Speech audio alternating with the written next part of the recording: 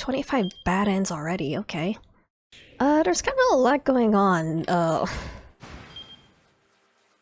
last time I played this game, so, I don't know what's happening. Kinda forgot what's happening. It's 3 o'clock. Sawa's thing doesn't start until 3:30. Okay, that's unusual. Right, Maria is with the cane man. Who's probably Tatino. Achi and Hitomi are with Canon.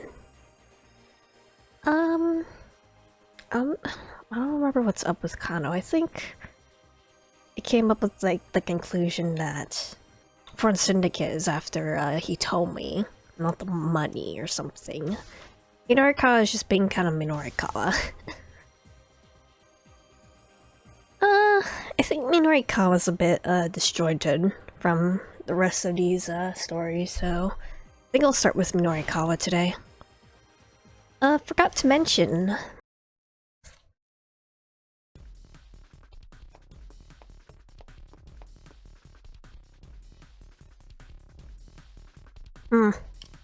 Wait a second. I feel like there's something I'm forgetting. Stopped and let out a cry into frustration in the middle of the road. Daisuke Endo had asked him for a favor after their interview was done. Alright, yeah. Tell the Wandering Angels that the dry ice machine they purchased was defective. At last, the climax of the play drew near. There was a whole string of troubles, but the cast soldiered on. It looked like things were gonna end alright, then backstage, Bando noticed that the dry ice machine was acting strangely. After it had been turned off, the machine continued to churn out more dry ice. The producer, Tsukuzawa, demanded that the defective device be returned immediately, and so Tozuka, Bando, and Amo loaded it into their vehicle and left the theater. Well, damn. That had completely slipped my mind. If you recalled correctly, the issue was that once the machine started making dry ice, it wouldn't stop. If he ran back to the theater now, he'd lose about 10 minutes. Checked his wristwatch. Lone people would be coming to the editing office before too long. We needed to prove to them that the next month's issue of 4-Star General Gossip was well underway, or else they'd refuse to wait any longer for repayment. To do that, he needed to fill a minimum of 6 of the 12 remaining blank pages. Couldn't afford to waste even a single second. This is an awkward position to be in. He needed to keep his promise to Endo. But he also needed to spend his time wisely. Don't have a choice. I think if Minorikawa, like, stalls or, like, wastes too much time, Toyama's gonna die. But I guess they can also, like, deal with a defective dry ice machine. There's nothing he could do about having forgotten. He hurried on to the cafe. Sorry, Endo. Sorry, Arai. You're just gonna have to let this one slide. Got Toyama's life on the line here.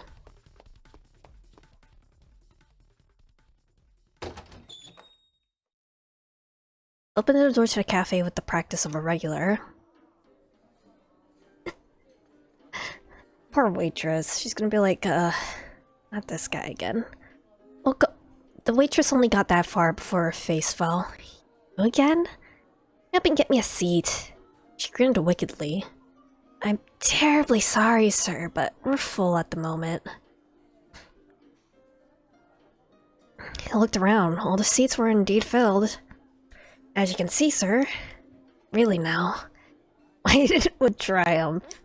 Yes, sir. I'll just right here. Let me get some power. Man. Customer service workers hate him. Jamming his power cable into a nearby outlet, Minorikawa plunked himself right on the floor and booted up his laptop. Watched in dismay, then turned to stare vacantly up at the ceiling. Just do whatever you want, she muttered vaguely. A person can only get away with being obnoxious for so long. Sooner or later, someone's likely to call the police. Oh, Yanagishida. Minorikawa looked up from his work, startled to see the burning hammer salesman standing over him. You're Mr. Yanagishida. Thank you so much for stopping by earlier. Are you gonna write your article here? Eyed Minorikawa's computer. That's the latest model, isn't it? Got no time to talk right now. Open the file with his half-written copy. Ooh, what's this? Chaos and bogus weight loss drug sales demo. Reads the copy out loud. Organizer Junichi Yaganishina didn't really have a whiff of deceit about him. His breath also stunk. Sounds good. I'll make sure I gave an accurate impression. I love what you done with it. This is a great copy. Fantastic. Turned to him with a manic grin. Yeah, isn't it? In a flash, Yanagishita's face went from grinning to livid. Like hell it is! Think I'm just gonna let you write something like that? Man. But you're gonna be cool. Snatching out the computer, Yanagishita bolted out of the cafe. Man. Get back here! Leapt to his feet and rushed off in pursuit. Uh-oh. Uh-oh. Oh, okay. Thought you were gonna get run over or something. Sprinting madly along, Yanagishita turned down a narrow alley, stayed close behind, desperate to not lose sight of him. His quarry began to reeve his way through the back alleys of Shibuya, clearly knew his way around town. By Miyashita Park, they zipped up onto a pedestrian bridge. Just where the heck was this idiot going? Halfway across the overpass, Yanagishita suddenly stopped. Stopped as well? Give that back. Stop trying to be the guy with the attach keys in, like, the first time block or something. You suck, man. Yanagishita flashed a mocking grin and dangled the laptop over the railing. Motherfucker. Lunged forward to him, but it was already too late. Left his hand and went spinning down through the air. Toppled over the railing without hesitating, Minorikawa jumped down as well. Whoa. Ow.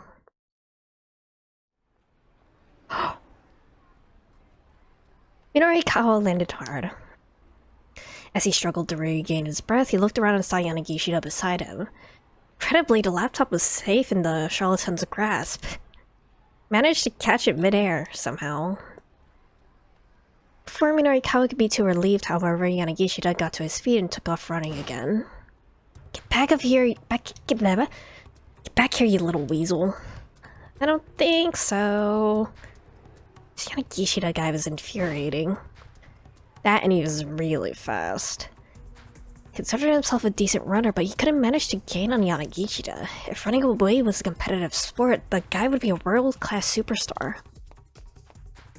As he ran along, a peculiar thought occurred to him. Hold on a minute. He hates my copy that much. Shouldn't he have wanted my computer to break? Unless, either he wants to pawn off... Maybe he wants to pawn off the computer or blackmail. Actually, no, he probably just wants to pawn off the computer.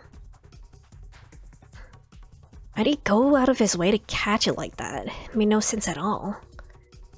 Hey, what are you planning to do with my laptop? Gonna sell it. Sorry about this. What? It's taken it back. Consider it for compensation for defamation of character. In the civil sense, the act of unlawfully damaging another person's character or reputation in the public eye.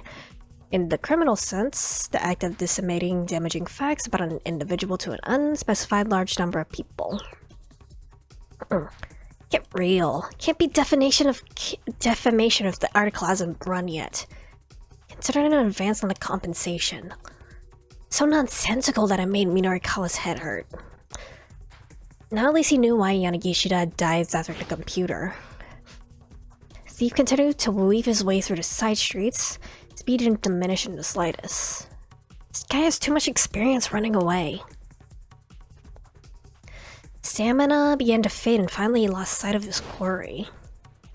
This is 2008, so I don't think, the cloud existed yet, so you probably can't, continue it in, like, on a different computer or anything. That didn't mean he was ready to give up the search.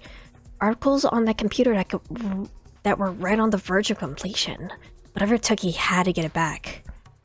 Yanagisha had said he was gonna sell it. Where he could be headed then? Honestly, my first thought was the knick-knack shop, but I'm not sure about Endo. Maybe the knick-knack shop. Headed to the knick-knack shop. Seeing one near the Birmingham demo site. Called seeing a poster outside the place that read, "We buy computers at top prices." PC for money. Damn. I had led him on a wild goose chase. The shop was surely was where he was gonna sell the laptop. Gulping a deep breath, he headed in that direction.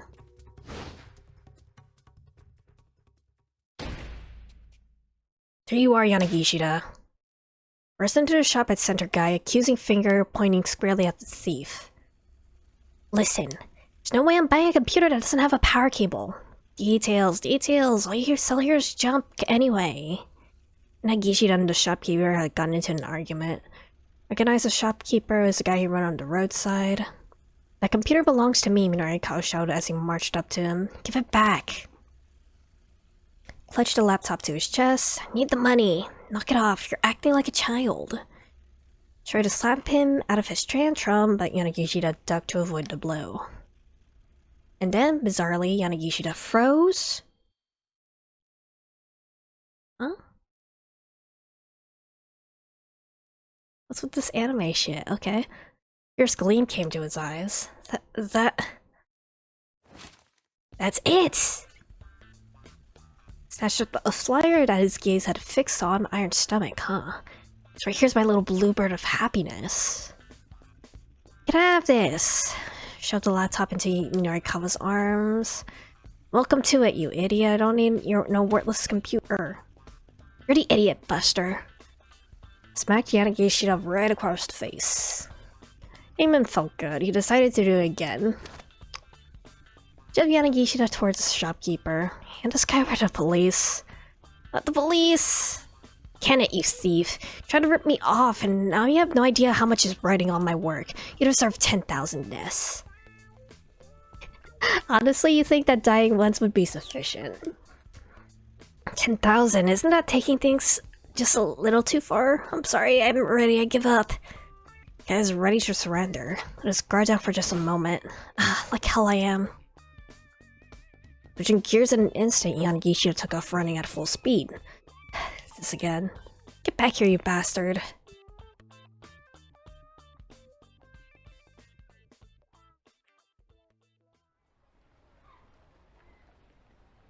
Stuck with Yanagishida as far as Koendori before losing track of him. Sure knew how to make a getaway. Breathing hard, Minorikawa stopped and took a look around the area.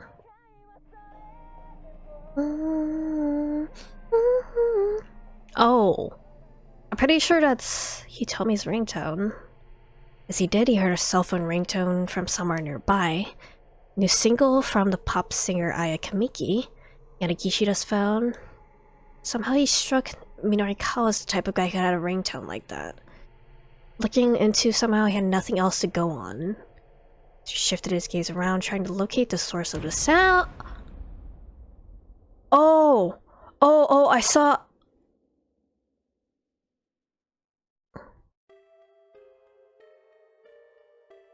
Oh my god.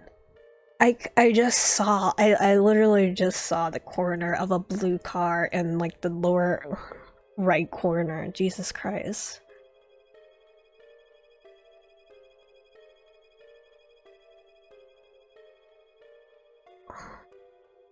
Is this a scene at the beginning of the game where there's a guy stuck in the blue van and then the car blows up? It's now? Oh shit. Suddenly a massive fiery blast knocked him from his feet.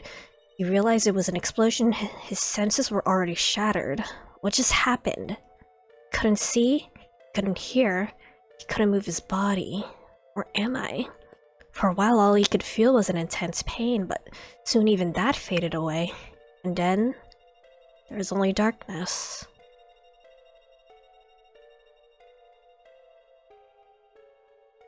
Fuck. An unexpected explosion.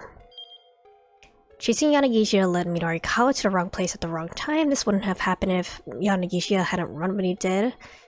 If the MMA fighter Miku Morita comes to the knickknack shop, she'll interrupt their argument and things might turn out differently.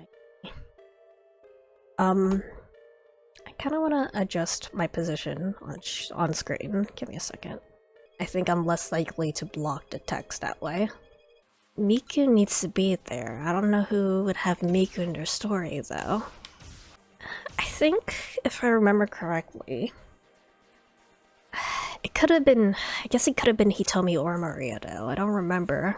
I actually might... I think the clothes would have matched Hitomi, though.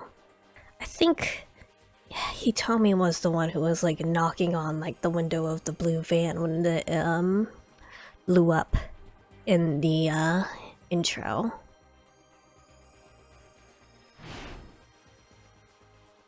Let's go into Achi's story then and see if we can get to that part. It's probably gonna block me off before I do, though. Cannon led them to a narrow back alley. The moment she stopped, Hitomi spoke up. Members of SOS don't come here very much. Word has it that in this place around 10 years ago, one man beat the crap out of 7 street toughs in the blink of an eye all by himself. Have offered various theories that he was an assassin, that he was some foreign soldier, even that he might have been a ghost, and to this day, the urban legend lives on. Why was my sister kidnapped? Before I answer that, there's something I need to tell you. Her tone was cool and sharp. I've come to Japan because I'm on a mission. I'm not at liberty to discuss all the details. Alright. Tomi gave a slight nod. To answer your question, Maria was kidnapped by mistake. What? But why? Because this kidnapper isn't after Maria, they're after you. Who's after me? Mastermind behind this whole thing.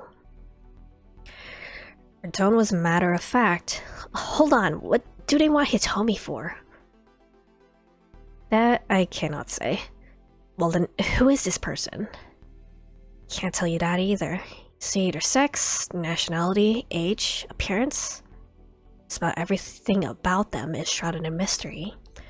So there's honestly not much I can tell you. Achini told me so dumbfounded. What gives? So you're saying all you know this person has some lame name like Mastermind? Tommy turned to whisper in his ear. Mastermind isn't actually their name. Solely to refer to someone of remarkable intellect. The term first took on its criminal connotations in the 19th century. It's Megamind. I'm here because I'm looking for revenge. Revenge? What for? This person also killed my friend. Cannon's inscrutable eyes flashed with a threatening gleam.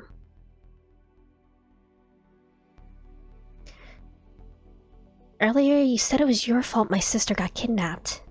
Cannon cast her eyes down. 4 days ago, I managed to learn this criminal's plan, so I got in touch with Maria and told her that you were going to be attacked at that party. So that's why she told me not to go. Tomi's voice trembled as she spoke. I gave Maria a small GPS tracker to give to you, but guess you never got it. Global positioning system, a network of man-made satellites and ground-based control stations for providing geolocation data. Alternatively, a device that...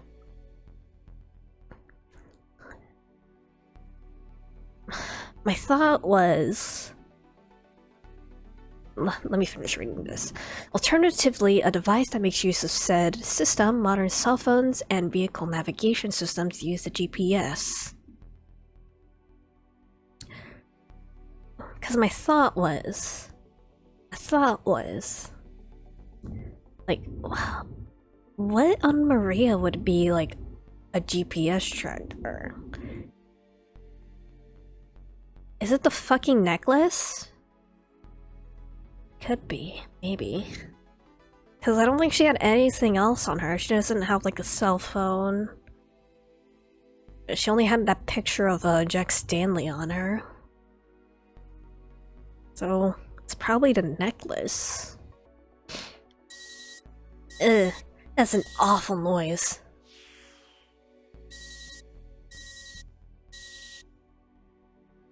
Oh. Shook her head. I see, she must still have it then.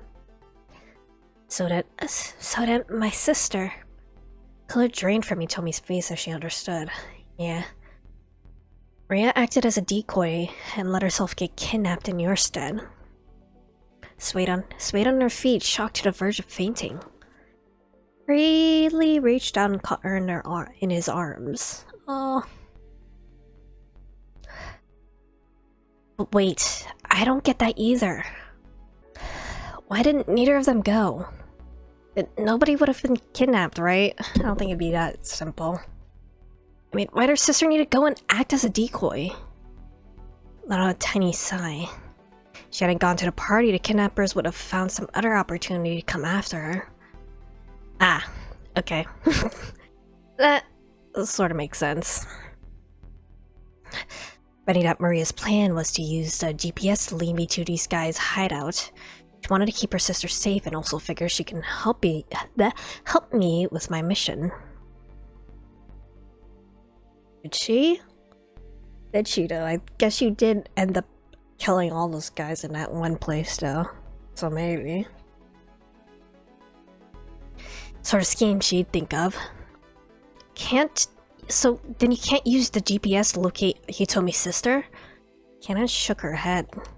GPS hasn't been powered on since she was kidnapped. Dumbass, okay. It's possible the kidnappers took it from her. What? So, after all that, even you can't find Maria? Slumped his shoulders in disappointment, unless Maria finds a way to...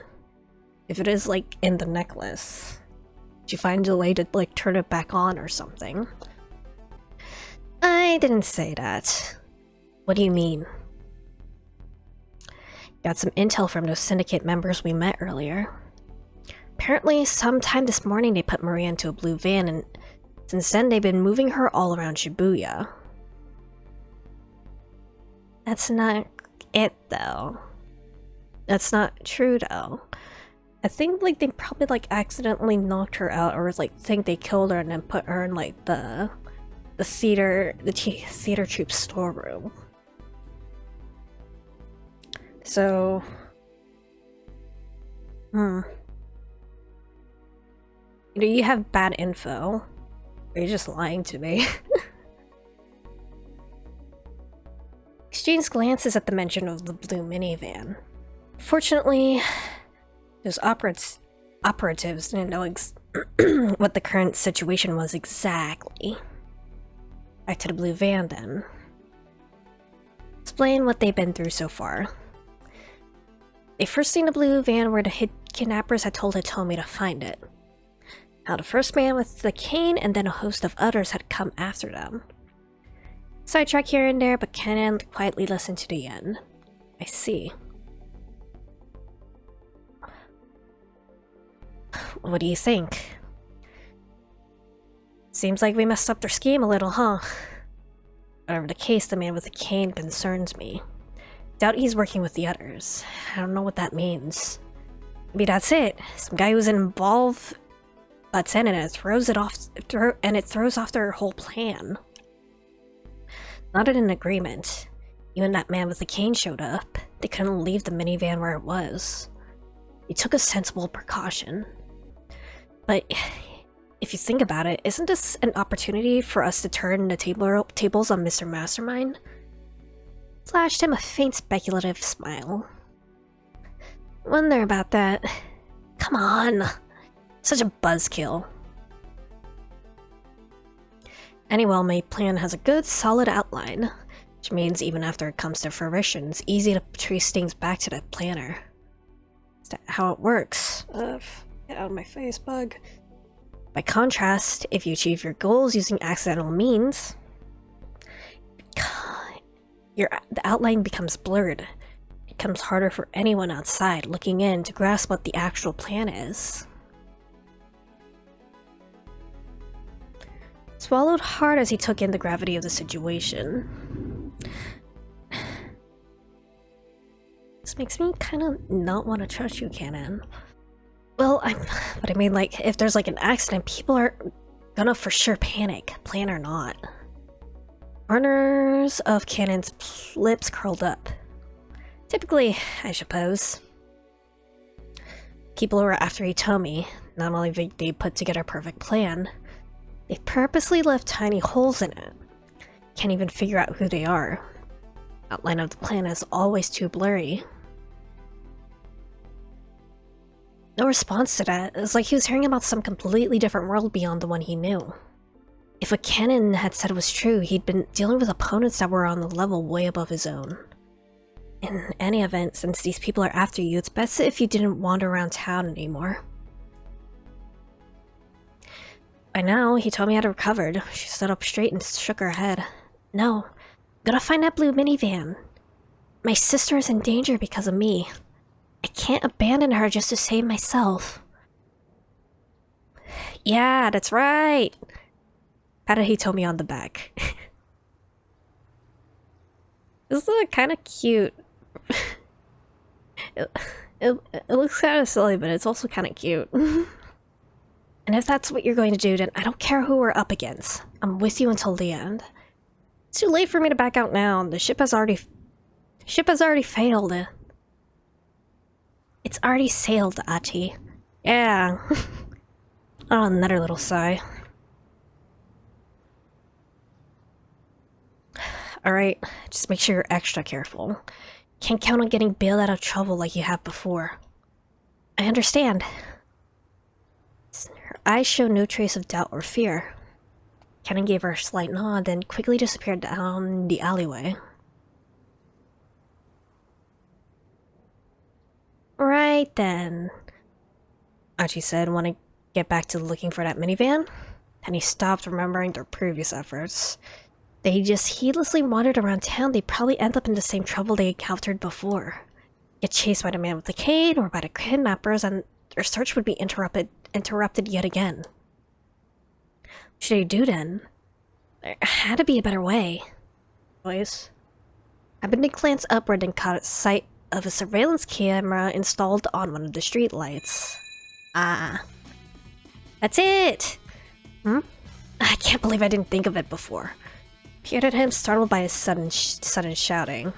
Just need to use my old man's surveillance cameras and this will be a breeze. Took Hitomi by the hand and started running. His destination, the security camera monitoring room in Dogensaka. And slowed his pace until they were nearing their destination. He turned to look back at Hitomi. It's only a little bit further now. Did you want to walk? I'll be alright. Achi, look out! They were bearing down a young schoolgirl, her head hung in dismay. Don't just randomly take a girl. Took it quickly to one side. He avoided crashing into her by taking a tumble himself, but the girl was still a bit shocked. Don't randomly take a grade school child that you don't know. That is sus as fuck. Don't take 7 of them. No. No. Sorry about that. Are you alright? Didn't answer even meet Achi's eyes. She just looked around as if in a daze, waiting on someone. A kid. Hope she's okay. Achini told me to set off running. Give them all knives, let them loose in Disney World. Oh no, oh no. That's dangerous. Letty told me to an old multi-tenant building. They hurried inside and headed up the stairs. Oh, no. He's alive, that's fine. Sign behind the reception window on the second floor sat the custodian sleeping on the job. Ikinori Kitajima, Main job is overseeing the monitoring room for the local surveillance cameras, but on the side he works as a novelist and game scenario writer. God, it shows me. He often sleeps on the job during his free time, but sometimes while he's asleep he gets his writing done. Just recently, a certain game was released set in Shibuya. Since he wrote the scenario and emailed it to the game company while he was asleep, he didn't know about it until just the other day. Goddamn. Sleep writer. Wish that was me. That'd be amazing. Wake up, man.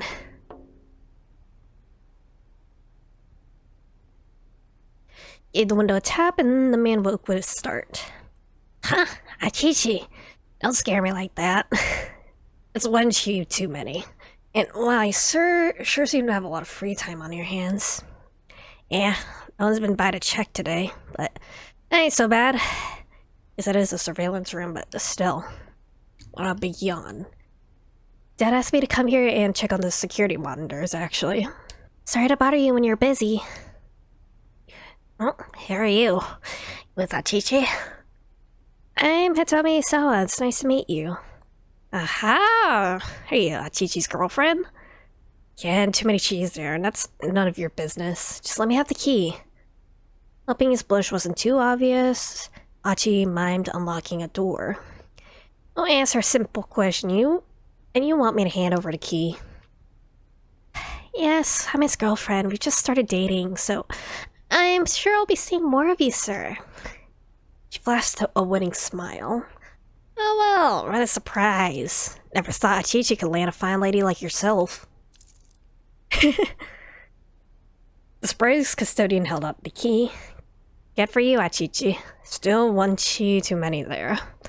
But yeah, dating. Gazed into Hitomi's face, even more surprised than the custodian. He dangled, swaying to and fro like a pendulum between Achi and the man behind the counter. Achi, come on. Oh, right. Snapping out of it, Achi took the key and headed up to the next floor.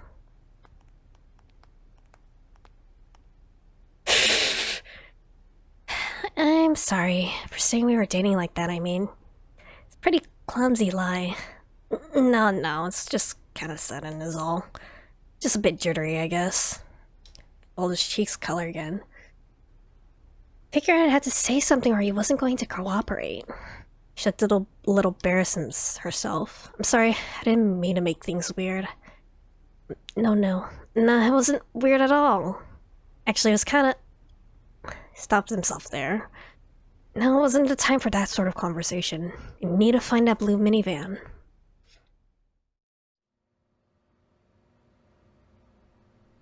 It is menacing. Surveillance camera monitoring room was really just a big office with a single computer. But you knew that well. So, this is the monitoring system. Switched on the computer. See all downtown Shibuya from this one computer.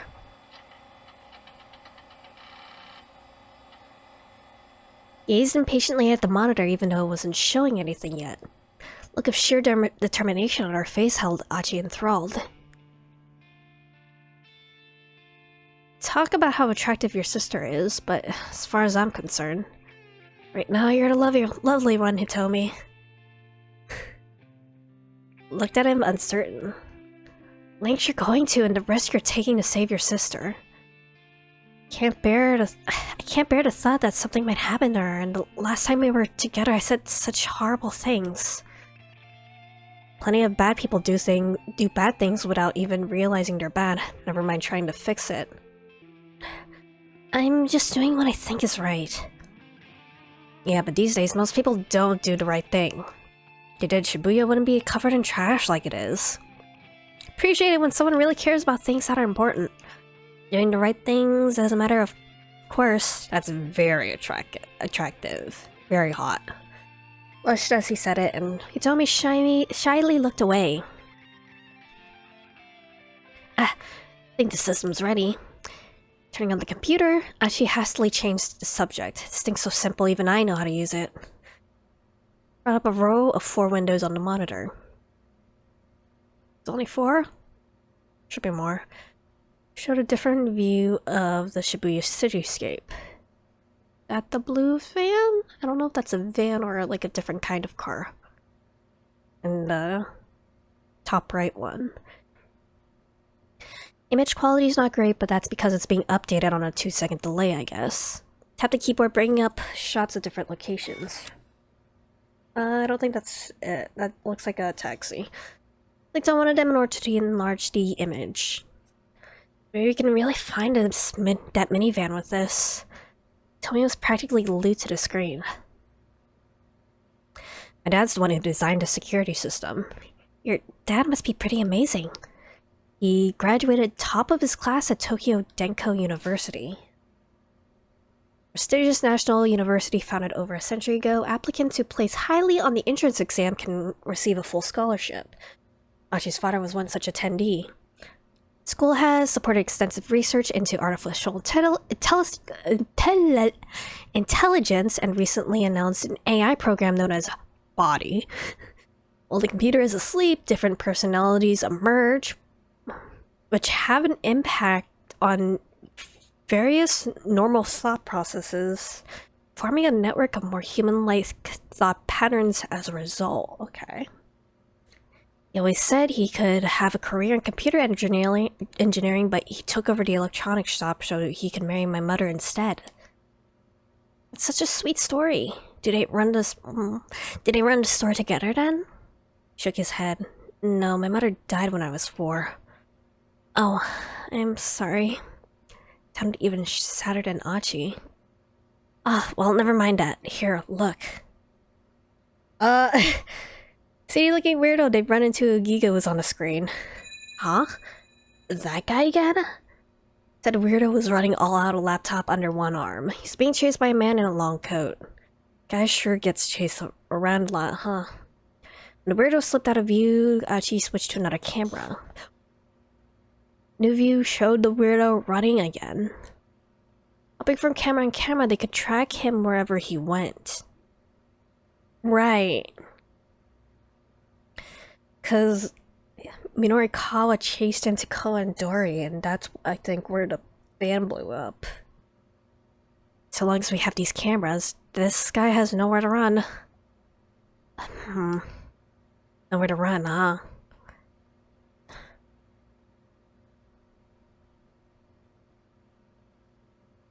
No, there was some. I was saying, like, maybe, like, Cane Man was using the cameras, like Trakitomi. But Custodian said that no one's been using them all day. The moment he said those words, he struck an odd chord in his mind. He remembered their repeated run-ins with the man with the cane, how the assassin had always seemed to know where to find them. Achi, please. Stop messing around, let's look for the minivan. I'm curious. Something I'm curious about. You need to track the city-looking man. Rushed into a knick-knack shop and sent our guide. Coat with Pierre and followed him into the shop. Snatched that guy's computer. Made glued to the monitor. That's me. Took out her cell phone. Email from Mr. Tanaka. Okay. It's about time for my mood to take a dip. What? She looked up from her phone. Tanaka found the minivan. He what? What does it say? Read it to me. Okay. I ran after it, but I wound up losing sight of it. It was heading towards Jinan. That's what he said. What about your sister? But I can't jump to Maria yet. Yeah.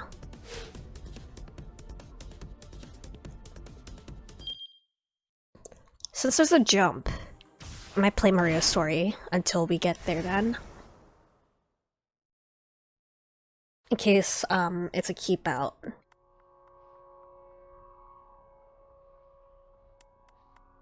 I'm not Hitomi, bitch! Wait, hold on, is my name Hitomi Osawa? At my shout, the man with the cane hesitates, his finger on the trigger. What do you mean by that? His gun is still aimed squarely at my head. I mean exactly what I said. Is my name Hitomi Osawa? I don't know who I am. Trying to play games with me. I'm not playing with anyone, I swear. Utterly desperate now. Getting killed is one thing, but who knows what...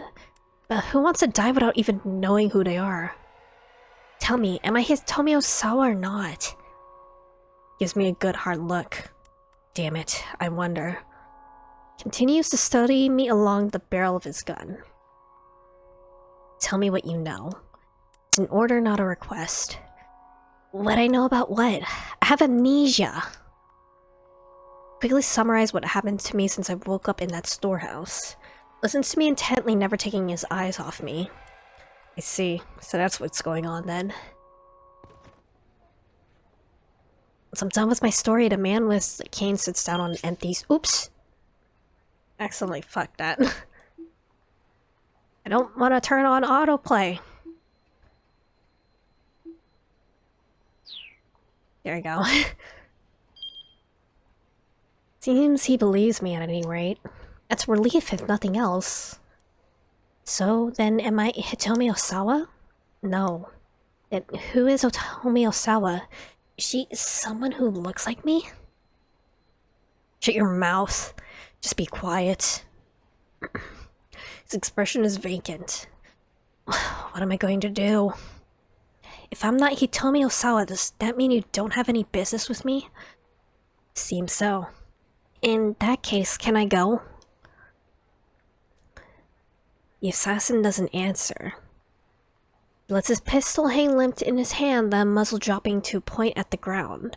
Doesn't look like he wants to kill me anymore, but it doesn't look like he'll let me go quietly either.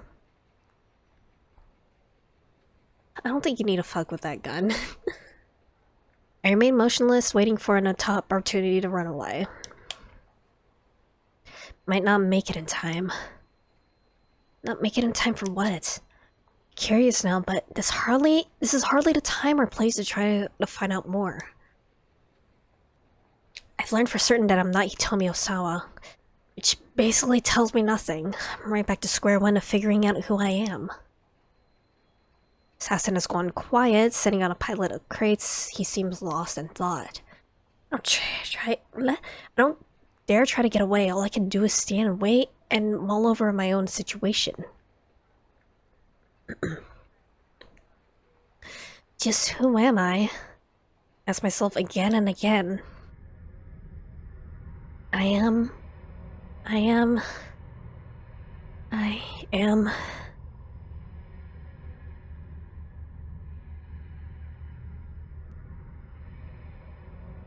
have no business with you.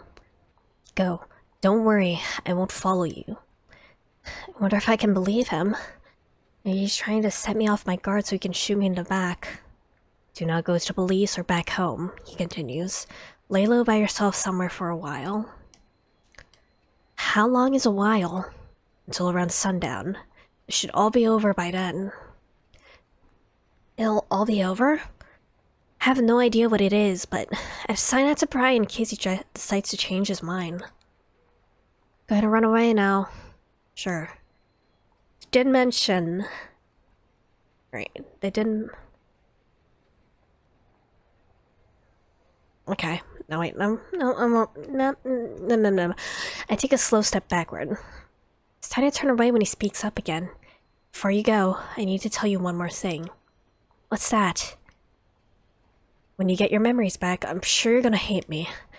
And so I apologize in advance. Of course, but I have no idea what he's talking about, but it makes me more uneasy. I truly am sorry. Got no response for that, so I give the man one last look before I turn and run.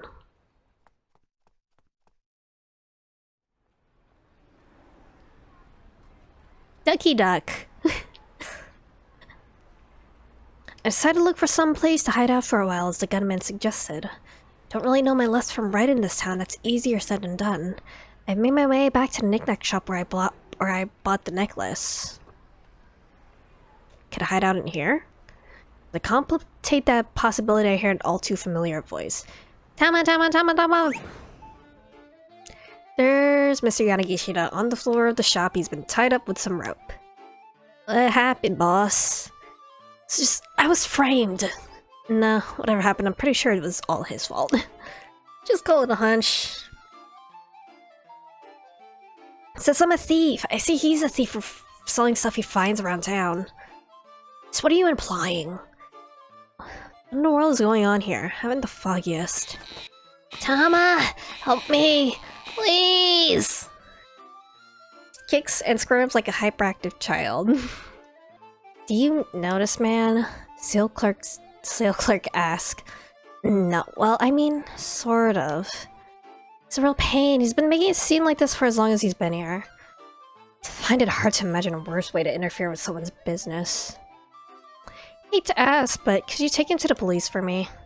Police? Well, the police... Gunman did specifically warn me not to go to them. I feel no loyalty to that killer, but I'm reluctant to antagonize him. Yet for reasons I can't explain, I have a strong sense that going to police right now is a bad move. But Mr. Yanagishida isn't privy to my thoughts and looks at me with a hopeful gleam in his eye. Yeah, that'll work. Tommy will take me to the police. We can put this all behind us. Also, it was well, right? Well, sure. I leave the shop with him. On a leash.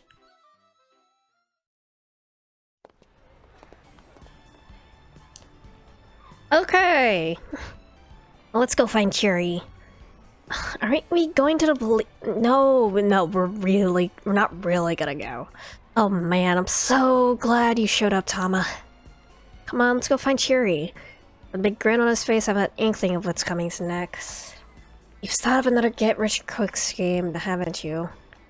Goodness, Tama, you can see right through me. It's not that difficult. It's practically written all over your face, boss. Isn't really listening. He's too full of enthusiasm. It's time I got a line for her. 10 million yen. So come on, let's make her so stinking rich. Punctuates his grand announcement by pointing fervently at some non-existent listener. At the fourth wall, directly. Several weeks. This is a bad end. Iron stomach. A celebration of truly astonishing appetites. When the men. Oh, that is loud. Oops.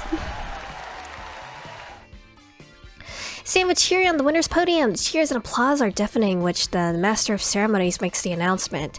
Cheery is the champion. He laughs with delight as she holds up the trophy that signifies her 10 million yen win. And me, I got runner-up. I wasn't too into the idea at first, but after giving it a shot, I found that professional gluttony kind of grows on you. This is probably like... Hold on. This is probably like a televised event though, so someone's probably gonna see it and then recognize, hey, that's Maria Osawa or something. Even I was surprised at how much I could eat, and I admit it was kind of good. Memory still hasn't come back, but that doesn't matter anymore. I found myself a new purpose. Steals Cherry's spot on the throne. That right there is now my greatest goal in life.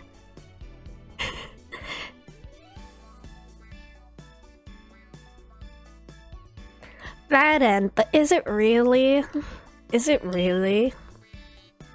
Chama never got her memories back. She ended up starting a new life on the competitive eating circuit. Which may not be a horrible fate, but wouldn't it be better if she recovered her old life as Maria? When she was cornered in the alley by the man with a cane, there's someone who could have turned up and helped her out, Yanagishida. But he can't do that if he ends up getting tied at the knick-knack shop. Okay.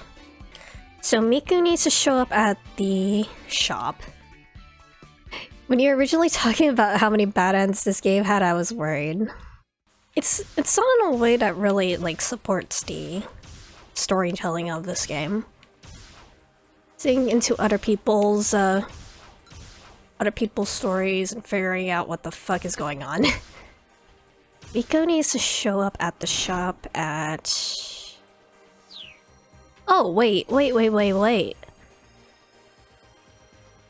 bad end disappeared. What did I do to get rid of the bad end? What is this, Joyce? Surveillance cameras... This choice was whether or not she runs for it. Well, the bad end is gone. I don't know what I did to make the bad end disappear, though. There you go. Dirty idiot. Ouch. Someone else came into the shop. Lit up as they saw who it was. Oh, my angel! Whatever is my darling Miku doing here? What did I do to make this happen? I don't know what I did to make Miku show up at the shop. I'm really curious now. What did I do? What did I do? What'd I do? Like, there's this choice. Whether or not to keep looking at Yanagishida or switch to another camera, but that wouldn't have affected it, I don't think. Maybe if I picked up Hana, Miku would like see us and be like, "Hey, what the fuck are you doing?" and chase after us or something. Maybe. I don't know. Mr. Minarikawa, she began, and then her voice choked up. Miku?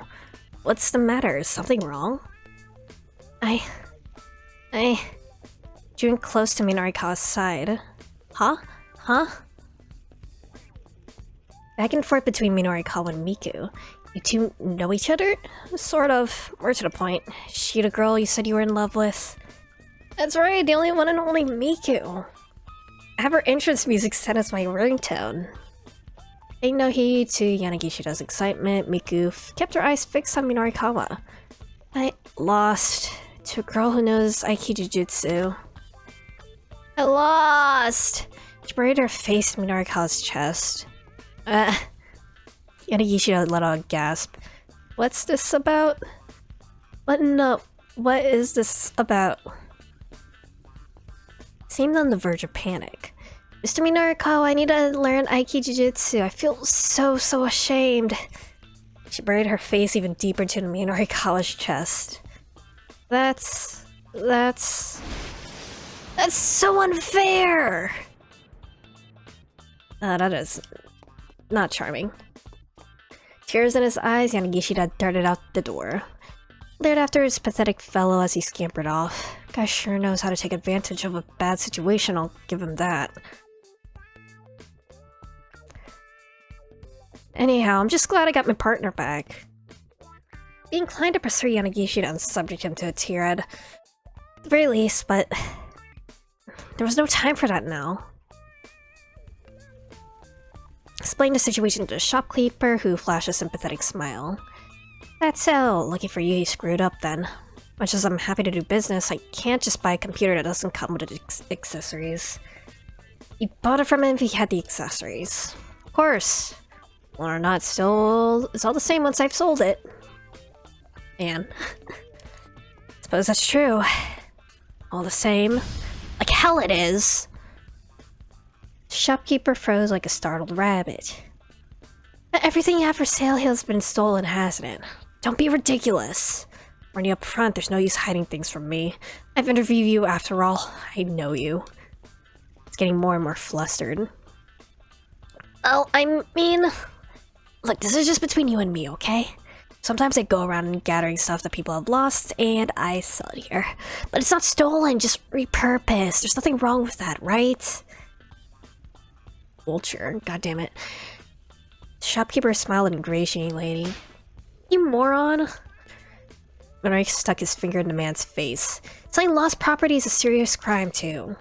Potential violation of Article 254 of the Penal Code of Japan regarding the embezzlement of lost property, which states a person who embezzles lost property, drift property, or any other property which belongs to another person and is in no possession shall be punished by imprisonment with work for not more than 1 year, a fine of no more than 100,000 yen, or a petty fine. It is? I mean, sort of figured it might be sometimes. Not the police, more into curiosity than legality. In fact, I find this all pretty fascinating. I mean, what sort of things have you gathered up for sale? This and that, and that, and that. Points to various items on the shelves. And also this and that, and that, and that, and that, I guess? Directed all over the shop.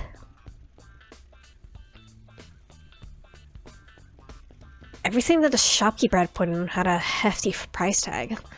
You're actually able to sell things like this? A clog is only 1,000 yen. It's only at 10 bucks. Sure, I can sell stuff. Earlier, someone bought a big necklace. I listed it for 40,000 yen, but I discounted it down to 30,000. You can still make a profit even offering discounts? Something I found lying on the ground after all. Huh.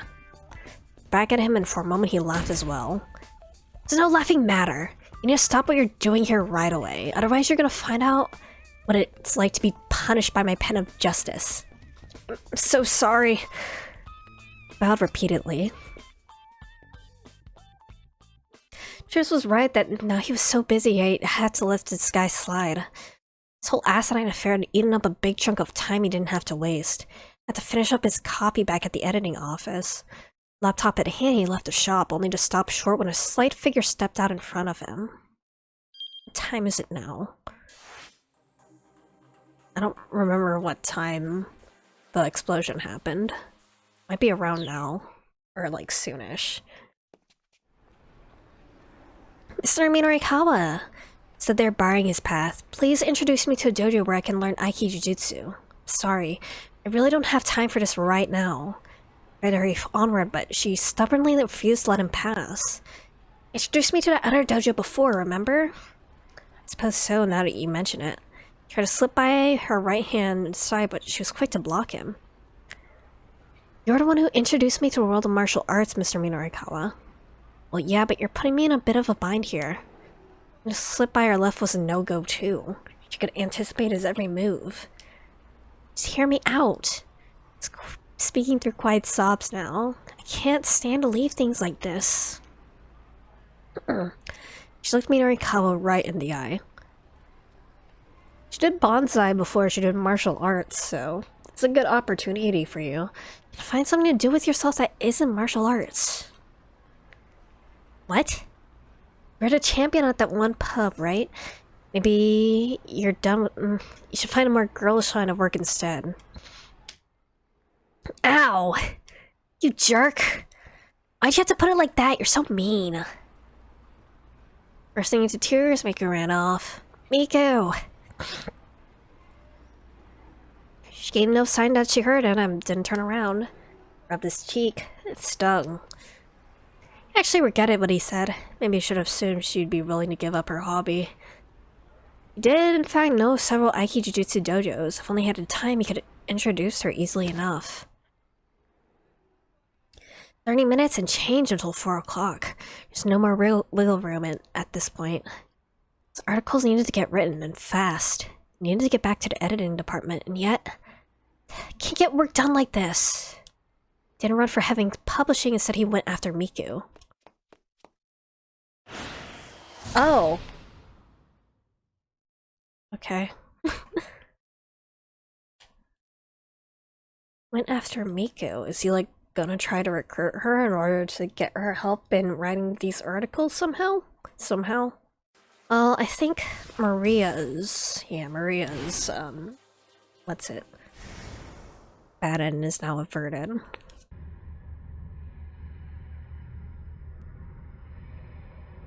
Tama! I am... Tama? Hitomi? None of the above? Technically none of the above. D. None of the above. None of those fit me at all.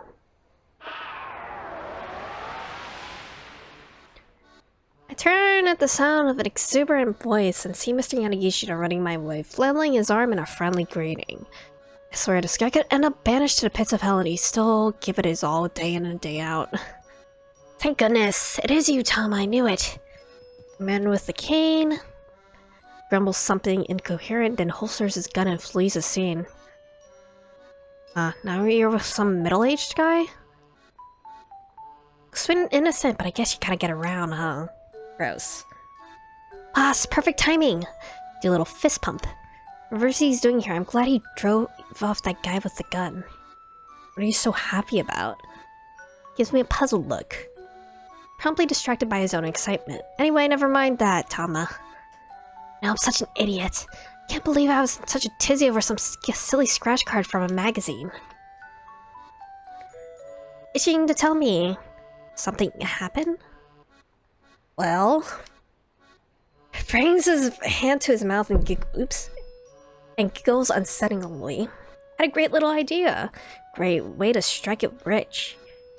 I feel like I've heard this from you before. Jakes his head fervently. This time it's different. We're talking way more digits than before. Try not to be too surprised, yeah? Spittle flies from his mouth as he rattles on. Ew. It's okay to be surprised, actually. Guessing you're definitely gonna be amazed this time, Jama. Basically see the banknotes dancing in his eyes. Cut to the chase already, what is it you want to tell me?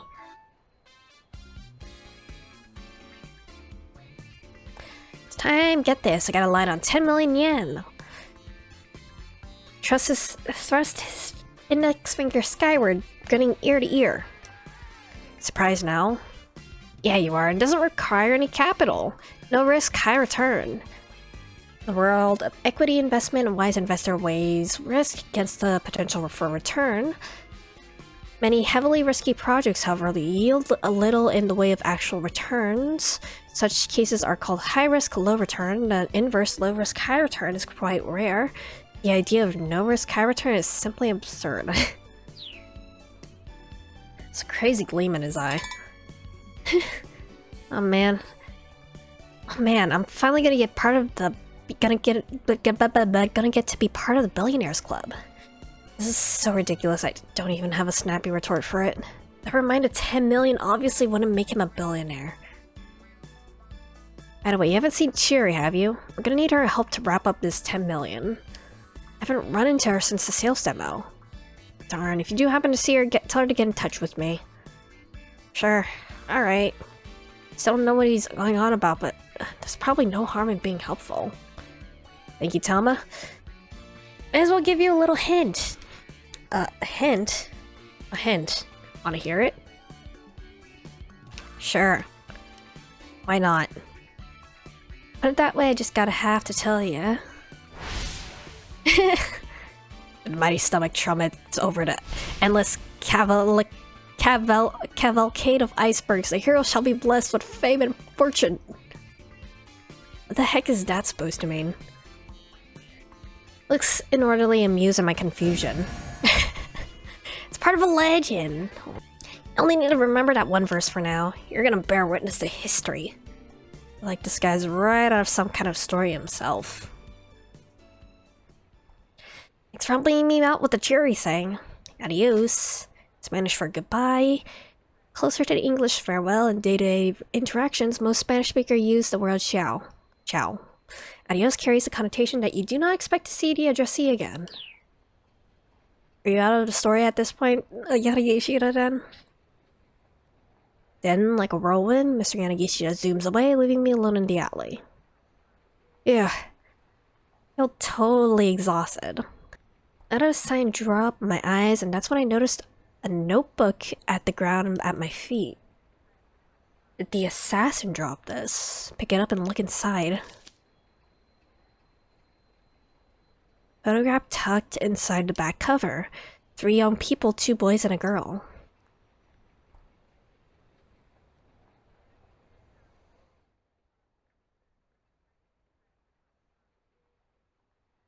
What do I do now? Do I go to the police? How would I even explain the situation? I'm the missing person that you're looking for. I see it now. There's this killer out there and he's after a person named Hitomi Osawa, and the police would be like, who's that and who exactly is after her? And then what would I say? Not even give me the time of day in the first place. Not even I have no idea who Hitomi Osawa is. I know nothing about the guy who came after her except that he walked with a cane. Can't even tell them who I am. Probably shoo me away without a second thought. What am I supposed to do? In my head at a total loss. Necklace around my neck sways idly and to and fro. Maybe fidget with it a little. I think the jump in Achi's story might be that then. It was for 325, 1525. Yeah. A chi. Oh, is something change? Can't get to the jump anymore. Something probably changed. This sort of led to nothing. Alright, my bad. Switched over to a different camera. Doing views scanning the streets of Shibuya, but there's no sign of a blue minivan anywhere. They remain glued to the monitor.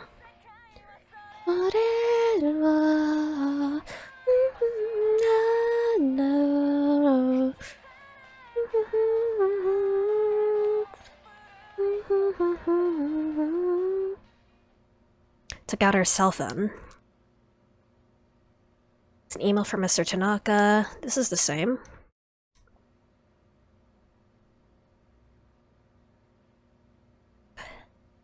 Found the minivan. Okay. I ran after it, but I wound up losing sight of it. Jinan, what about your sister? I can't jump to you still.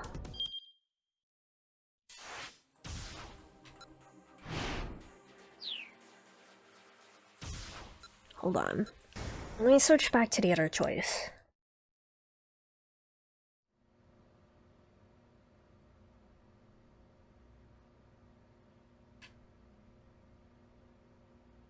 Okay.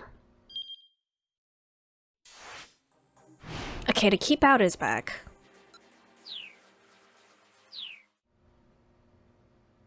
Does he go somewhere else?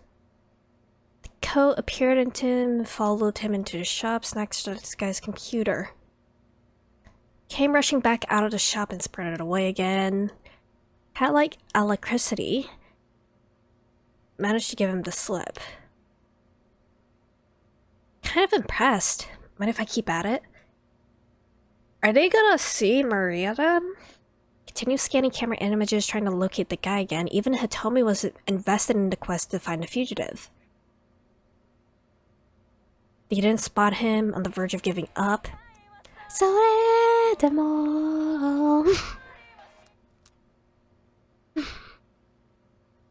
Or Mr. Tanaka found him!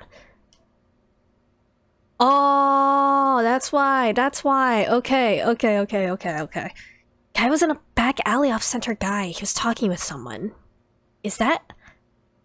Blinked a few times as he leaned in closer to the screen. He told me, you have to come look at this. That's my sister. Tommy burns with excitement. For real? I think so. What is she doing in a place like that? And why is she talking to that guy? I'm not sure. The monitor showed a tearful little scene. Looks like they're having fun. Guess since they're twins, they're both into older guys. Hilda's mood started to sour. Are you sure she was kidnapped? At least I thought so, and so did the police. What's this all about? Should we go see for ourselves? I guess so. What about that email? Oh, what about that email? Shouldn't you take a look at that? My sister comes first. That place where she is it far from here? No, not particularly.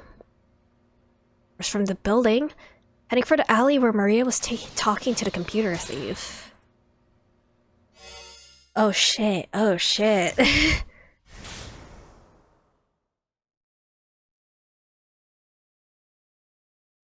I hear someone call out, Maria! Huh? Spin around to see a young girl running towards me. Oh no, she kinda looks like me. Behind her are two men. One of them is the man with the cane. He raised his gun and aims at her. Oh man, he's gonna shoot her. Instant I realize what he's doing, I'm lunging towards him. He shifts his grip on the gun and clubs me in the head. I stagger against the wall trying to keep my feet, but my legs buckle under me and I crumple on the spot. I don't even know why I tried to protect this girl. My body just moved on its own. It was just a reflexive impulse to help someone in danger. But am I the sort of person who risks her life to protect some complete stranger? A bad end behind a keep out? That is mean. Maria's impulse to protect the stranger is selfless, but ill-fated. Of course, the strange girl was actually her sister Hitomi. If you know what causes Hitomi to show up here, you can probably avoid this untimely end. Okay. Fuck. Stop messing around. Let's look for the minivan. And then lead to the monitor. Okay, we're back to that jump. Keep out is still gone. Squeeze idly to and fro. Get that keep out again. What about your sister?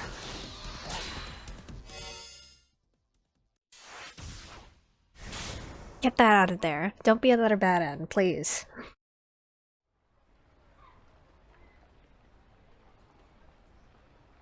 Eventually I muster up the energy to start walking around town, heading nowhere in particular. Ayakamiki. Billboard of a department store displays the poster of some female musician. She must be pretty popular because a lot of passersby stop to take a good look. Catch the sight of little Hana in front of the billboard, showing something to a woman. There are some colorful sheets of paper. Tom looks like the musician in the poster. I have the feeling I've seen her someplace before. Or could I have seen her? Having amnesia really is a pain in the ass. I have no way of knowing whether I've forgotten something or had no memory of it in the first place. Looks through the papers, Hana holds out to her, nodding in approval at each one. I can hear a murmur of admiration. Hana! I wave as I scamper over to her. As I do, the woman abruptly hurries off. Meet again. Hana just gives me a bored look. Who's that just now? I don't know. Hana briskly gathers up her belongings and starts walking briskly away. Wait up! Girl ignores me. She's moving at a jog now, heading from... Ooh, fuck. Heading from Spanish Hole towards Koendori. Aww. As she steps onto Koendori, she trips and falls down hard. Contents of her bag spill out on the road. Oops. Catching up to her, I gather up some of the fallen pages. What's this? Poems written on the colored paper. Copies of a prose poem titled The False Monsoon. The poem delicately details the wavering emotions of an adolescent girl. Also, in a clever twist, if the text is read horizontally instead of vertically, it tells about a father's worries over his only daughter who is now of marriageable age. Hana's genius would soon be discovered by Ayakamiki, and she'll go on to become a popular songwriter. Goddamn. Look of embarrassment crosses Hana's face and she snatches the pages out of my hands. Don't touch those! Those are for sale. For sale? I'm selling poems that I wrote. That's incredible. She looks surprised by the compliment. Incredible? My friends at school said they were dumb. That's not true. I only saw a little just now, but I thought it was a really good poem. You're just saying that. I've been out here in Shibuya for weeks trying to sell these, but the only person who bought one was that lady just now. Let out a mournful sigh. What are you out here selling poems for anyway? I thought maybe it'd help pay back our debts. Huh? That's not something I expect to hear from a little kid. My dad's in real deep. Topic makes me think of Mr. Yanagi Ishida. Guess today's my day for meeting people mired in debt. And I'm only in elementary school, so I can't get a part-time job. Labor Standards Act prohibits the hiring of children under 15. For certain jobs within the entertainment industry, however, employers can obtain permission from the Labor Standards Inspection Office for younger children to work. I'm impressed. She's so brave. She's maybe a little hard to approach, but she is just a kid after all. She's so brave, I want to give her a hug. Oh, Hana. I hear a strange wailing call from behind me. Man. I feel like this game has so much meme potential, but you don't see many memes of it. Maybe not out in the West, maybe. There's probably like plenty of memes of it in Japan, considering it does have a spin-off anime. So sorry, I had no idea you were trying so hard to... Toyama rushes up to the girl. It's quite an emotional father-daughter reunion. Or at least that's how it looks until Hana slaps her father across the face with her bundle of papers. What was that for? Don't you give me that! I'm sick of all this running around! She'll live for several more well-paid smacks with her little craft project. Okay, I know you're upset, but I had to ask you for just one thing. Then we can see about getting through today, yeah? Okay, but just one. Can't help but find this ornery interaction kind of charming. You two get along really well, don't you? Yep. Nope. To give simultaneous contradictory replies. Then Hana sullenly starts to walk off with Toyama tottering after her. Such a weird little sight that I can't help but laugh. Later then. Oh, little...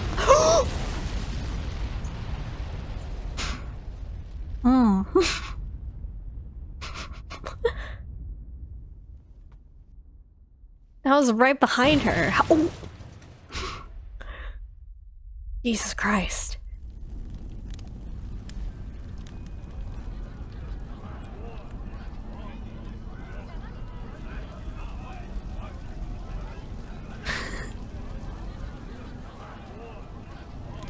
I forgot we were in Koendori after that. Right along Koendori, I come across a car on the roadside that's particularly aflame. A group of onlookers surrounded in a confused uproar. It seems almost unreal, like I'm looking at a set for a TV show or something. I stand there staring into the flames. Huh? What's that? I can see something. A body. A body. The raging heat makes the air shimmer. The scent of dry sand fills my nose. A gust of searing wind tugs at my hair. Where am I?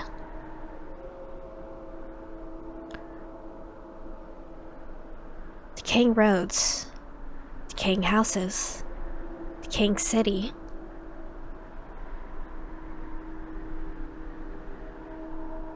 And the people who live there.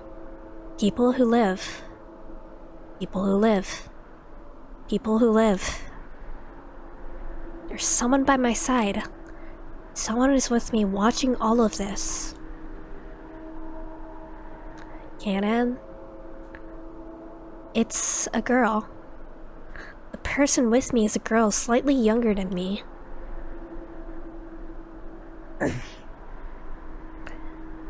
She says something to me. Anna is me.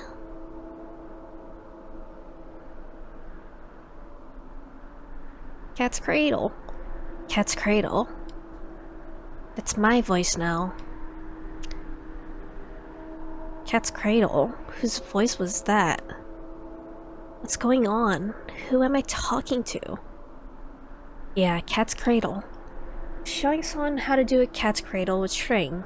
I used to know how to do cat's cradle, but I think I forgot how to do it. But who?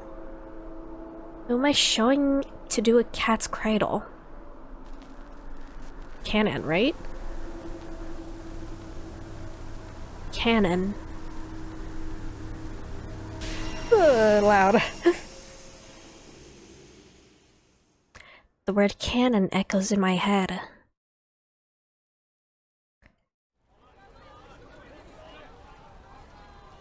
Canon. I uttered the name out loud. The image floating through my mind are beginning to break up and vanish. But for a brief moment at least, I caught the hold of edges of some of my lost memories. That's right. Canon. As soon as I say it, I'm filled with a powerful sense of duty. There's something I'm responsible for, something I needed to do. And if I don't, this canon person is going to be in grave danger. Calm down. Just calm down. I'm pleading with myself now, fighting the impulse to take off running. If I did, where would I go? I have no idea what my destination or my goal even is. Please, please remember something. Please, please. I gaze out at the flames, practically praying now. Don't move. Tateno. Or K-Man. Voice hisses in my ear and I feel something hard pressed against my back. I don't need to turn around to recognize whose voice it is. I thought you said you didn't have any business with... Did a little thinking. Says the man with the cane slowly. About how I might lure out Hitomi Osawa, see? Fuck. Going to use you as bait.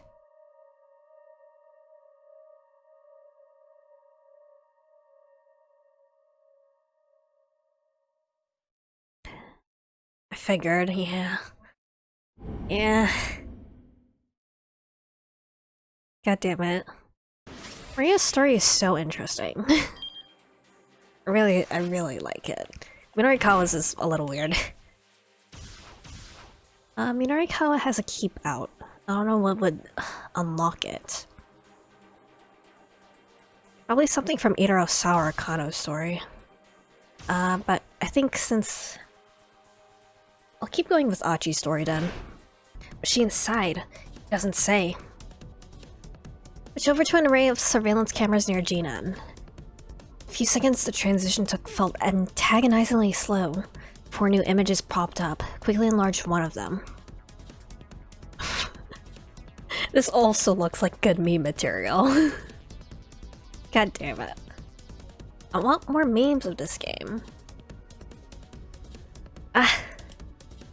Tummy let out a tiny gasp. It's gonna blow up though. God damn it. On the monitor was the blue minivan. There's no doubt about it.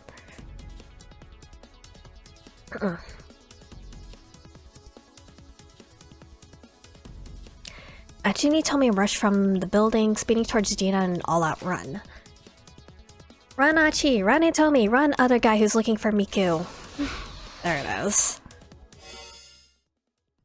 Narikawa's also gonna be here when the van blows up, probably.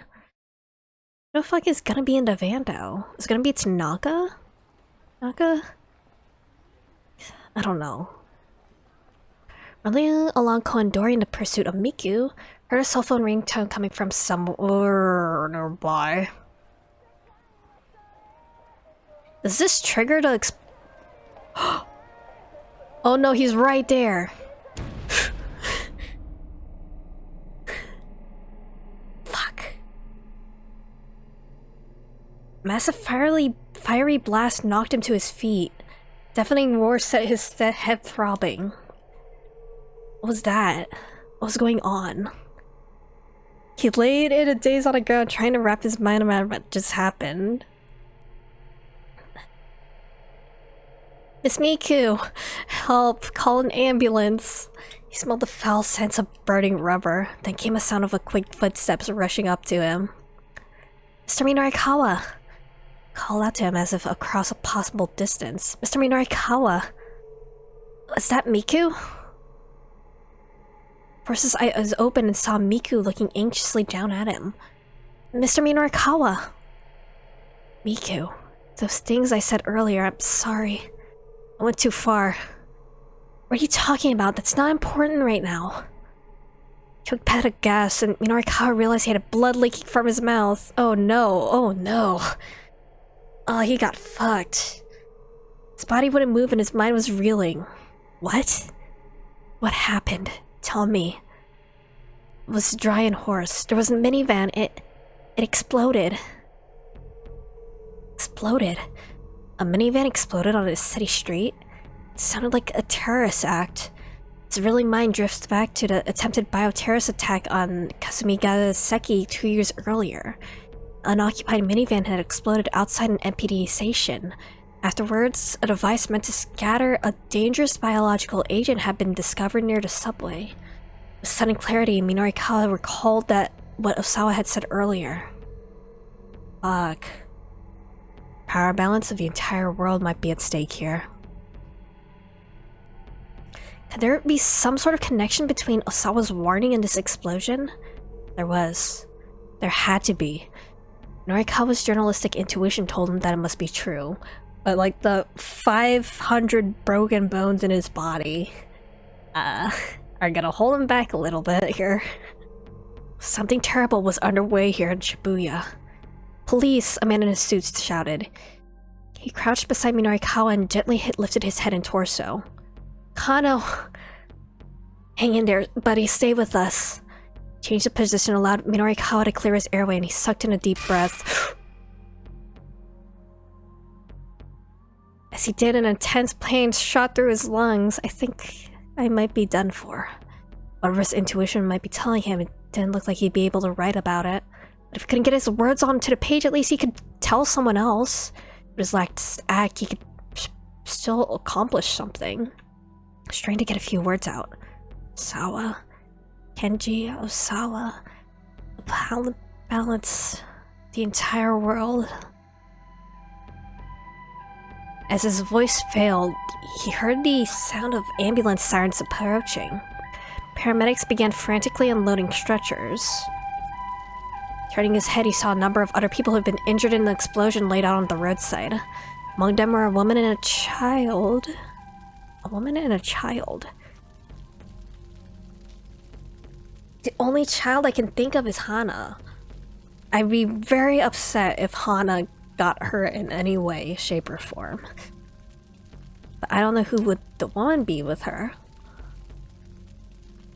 Emergency workers bearing a stretcher came over to Norikawa. Forget about me, I'm beyond helping. See to the others instead. Norikawa shouted inwardly, but no one heard. This is upsetting in multiple ways. Fuck.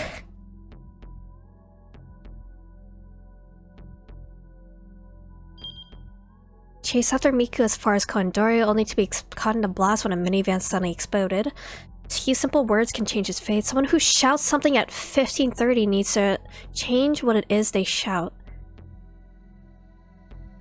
Shout at 15:30. So it's not something I can change in Norikawa's story. It has to be someone else's. How do I save this man? Fuck.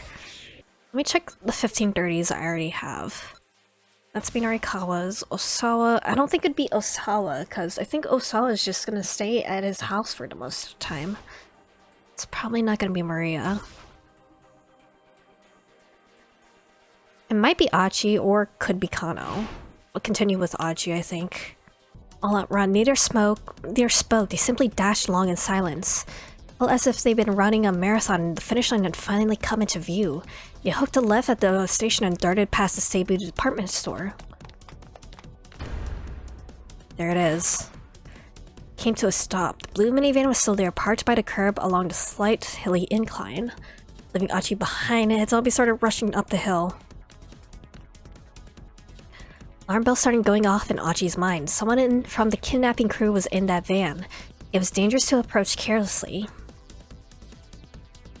Stay back, don't get too close. That might save. I want to see if that saves Norikawa.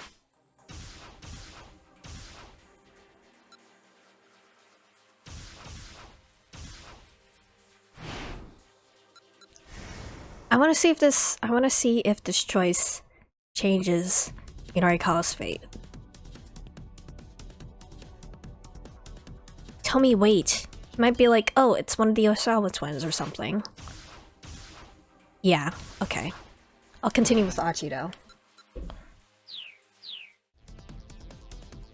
Achi shouted. Didn't appear to hear his cries. The hope of rescuing her sister had driven all else from her mind. Started to run after her. Reached the vehicle already, she brought her face close to one of the windows. Tinted glass obscured the view inside. Circled around the minivan's other side, she saw her grasping at the door. Slipped out of his view for just a moment. Fuck, fuck, fuck, fuck, fuck, fuck.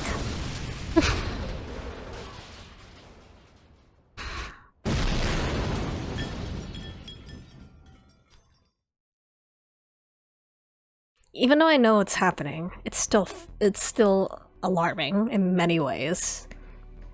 There's a thunderous explosion and a gout of flame tore the roof off the minivan like it was made out of aluminum foil. Tell me. Charged through roiling smoke, searching for Hitomi. Girl, please be okay. Sprawled on the street several meters from the van.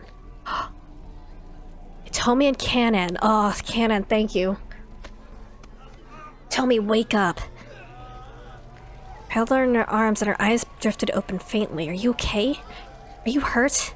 Didn't appear to understand him. Her only response was a blank, dazed look.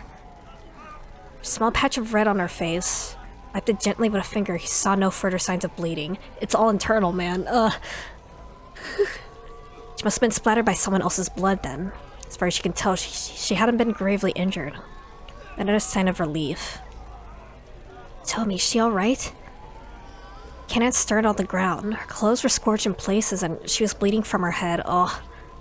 Kanan, did you save her? Is she alright? Yeah, what about her sister? Didn't respond. Can't be. Looked inside the van. There's a body in there, alright. Can make out the outline of a body. What happened here? Had to look away. You gotta tell me out of here. Hurry. Those guys show back up. And his face twisted with pain. Alright. Suddenly he told me carefully in his arms. Wait, I need to tell you something. Pain gas called him back. Alphard. Huh? Alphard. That's the name of the mastermind. I'm sure it'll come up again if you keep pursuing this. But if you value your life, don't get too involved with Alphard any further. Now go. Okay, and thanks.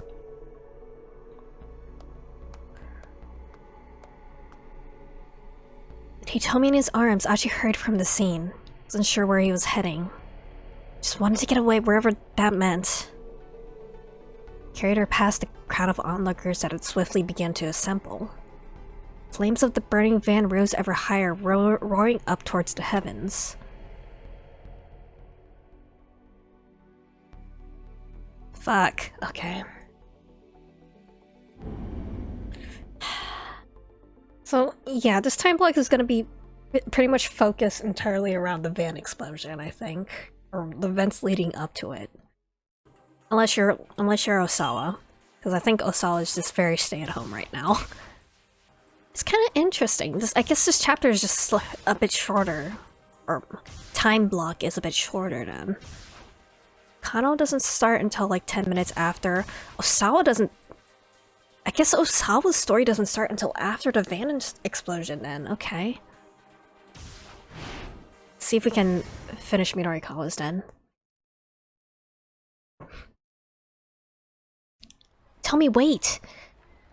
As he ran along Koendori after Miku, Midorikawa heard someone shout out a familiar name. Hitomi. It's a pretty common name. Wouldn't give it a second thought, but he remembered one of the Miss Midoriyama winners was named Hitomi Osawa. That made him curious. A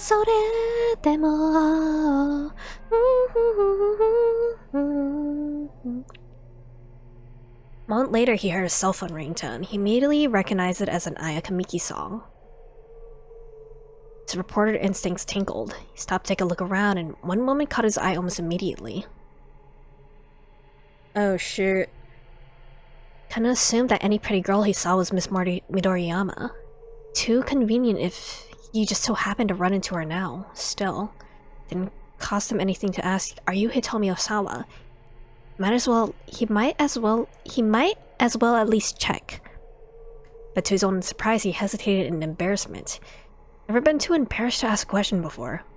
Didn't get a chance to contemplate that realization. Give me the cutscene of the van explosion. Oh.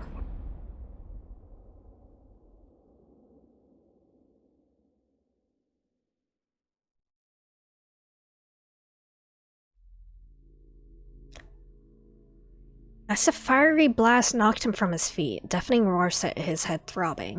What was that? What's going on? He lay in a daze on the ground, trying to wrap his mind around what just happened. Behind him, there's a minivan, fiercely ablaze. Minivan. An explosion. First thing to pop into his mind was the attempted bioterror. same information. He's no longer dying, at least. No one was harmed, but there are rumors that the government had paid a terrorist organization a hefty sum to keep it that way. Yorikawa was a stone throws from the Shibuya precinct. Could this be a repeat of the Kasumi-Gaseki attack? The entire area was in uproar. People were running around in panic. Yorikawa could see several injured people lying on the ground unmoving. Despite the gravity of the situation, numerous onlookers were casually taking photos with their cell phones. He got on his feet and then went to try to get everyone away from the scene of the explosion. Get back! There could be another bomb! Looked around as he pushed around the crowd. He was getting a strong whiff of a scoop. He needed to wire his copy ASAP, but he couldn't just turn his back on the situation now. Two young men were strolling towards the burning vehicle. They had a look of juvenile delinquents. What the heck? Is this for real? Just dangerous, like for serious? Try to find an optimal vantage point. Hey, don't get any closer. Spread his arms wide to hold him back. Came to a halt, but otherwise paid him no heed. This is bad. This is for real bad. Think it's a terrorist thing? Yo, get out your phone. Come on. You think this is like a terrorist thing? Dude, shut up. Just hurry up and call Susumu. Taller of the two, dressed in red, was ordering around his blue-clad companion. Huh? Man, do it yourself. Say what now? Bitch, just ain't no time to get yourself worked up. Said their arms held wide, getting more and more annoyed by their back and forth. Just make the call, man. Wasn't going to back down. What difference does it make if I do it or you do it? Doesn't make any difference. So it doesn't matter if you do it. Alright, don't matter, so in that case you... So we're just dumbasses. Open his mouth to tell him off, but then the man in red spoke again. Dude, goods from over at Endo Electronics are gone. Gotta let Susumu know. The goods are gone? What kind of goods?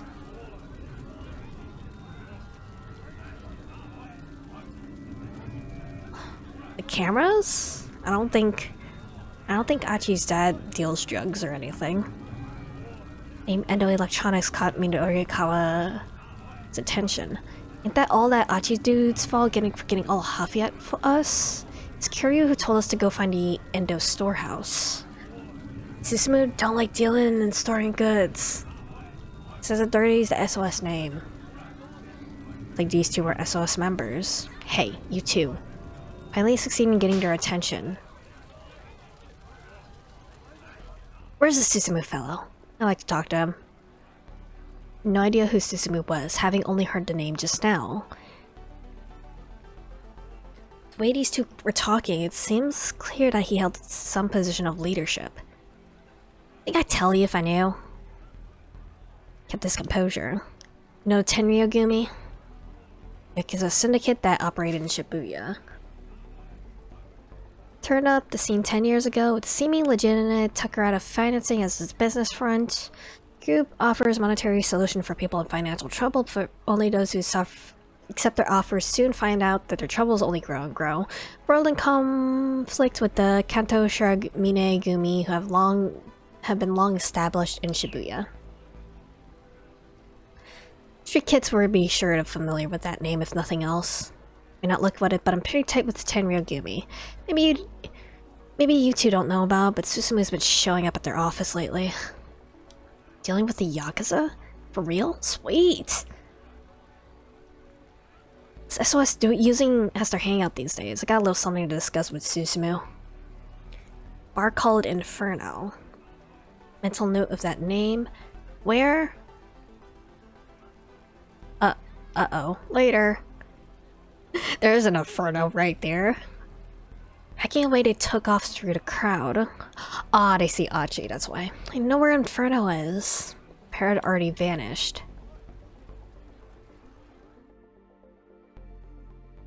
Ambulances began arriving at the scene and paramedics rushed out to tend to the wounded. Excuse me, would you mind answering a few questions? Man in a suit approaching him, flashing a badge. Okay, guess I gotta play Kano's story then. I'll play through Kano's story in case there's it gives me a keep out at some point then. Ooh, fucking bug. Scene of Sasayama stabbing. Right, Sasayama fucking died.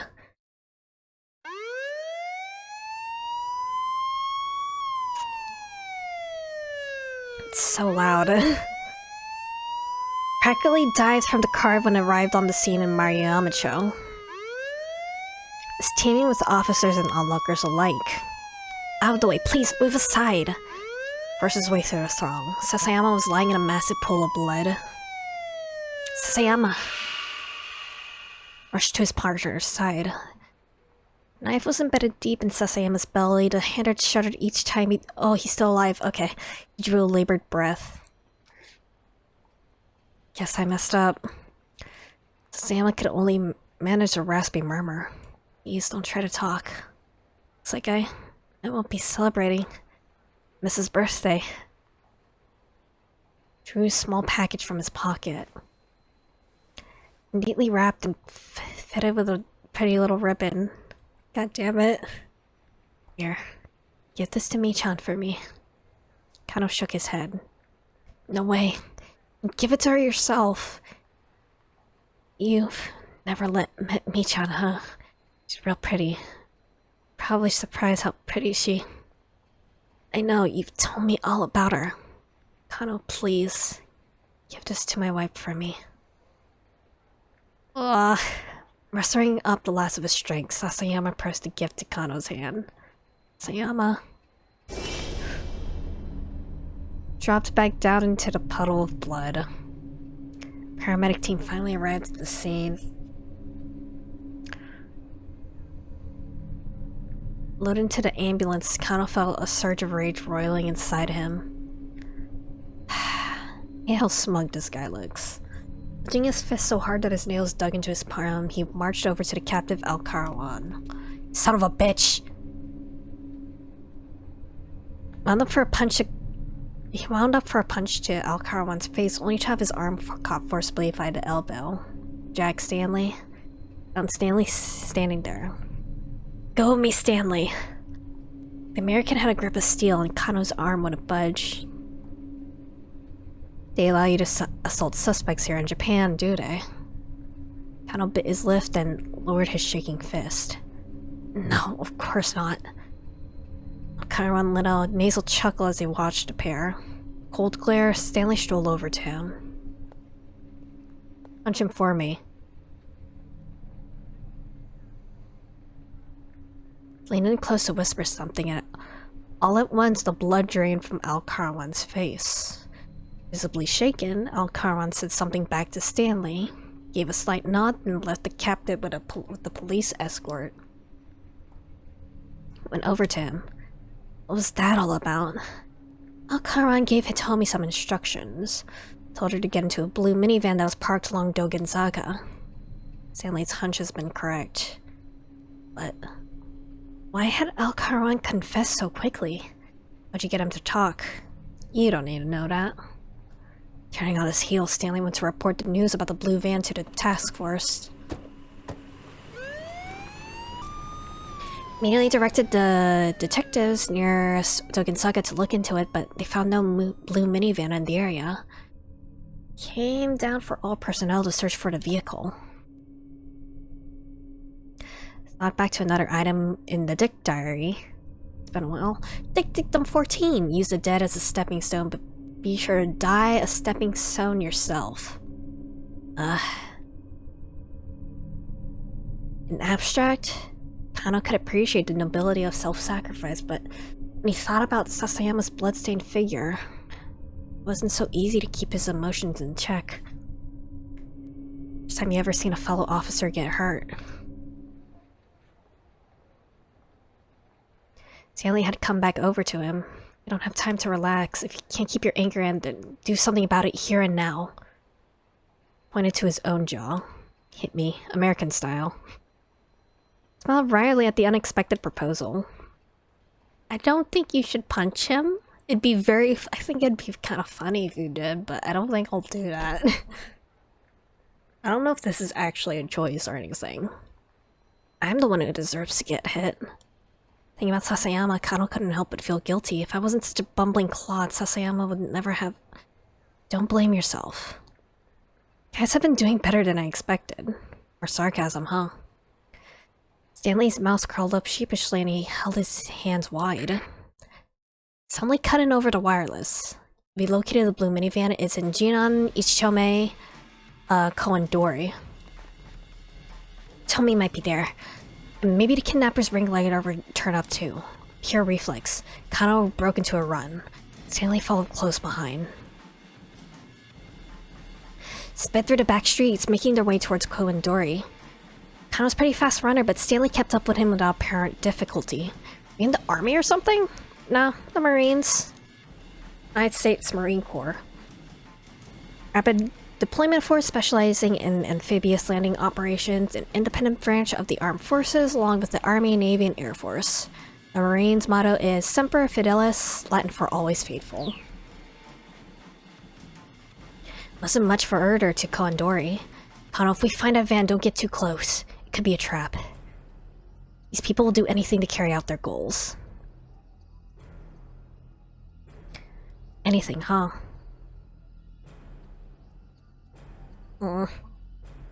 Don't die a stupid death. Kano could sense the truth of Stanley's words. He reminded himself that his life could depend on remembering them. He raised his eyes. Coming up on Kowandori. Boom as loud as cannon fire shook the area. Something's wrong. That's no ordinary city noise. Column of black smoke rose up from between two nearby buildings. Passerby stopped and stared, gasping in alarm.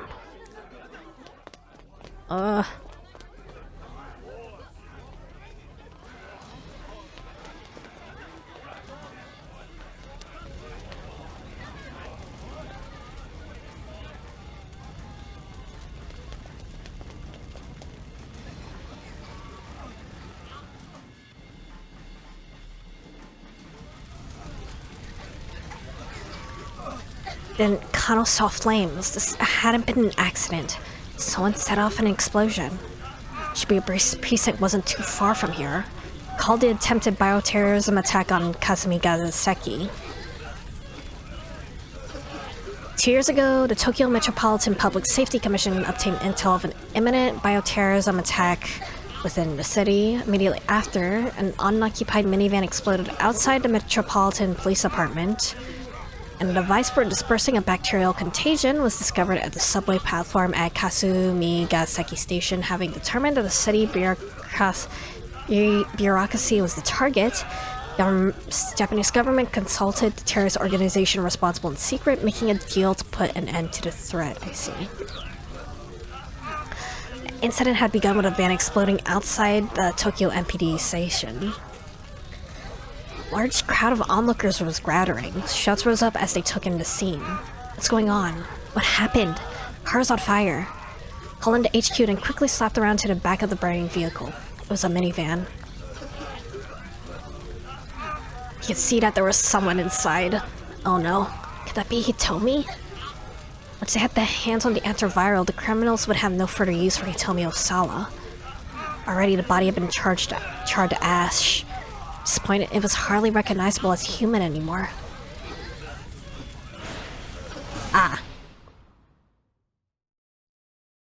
Well, I have the jump from Minorikawa's story. There's a lot going on. A lot going on.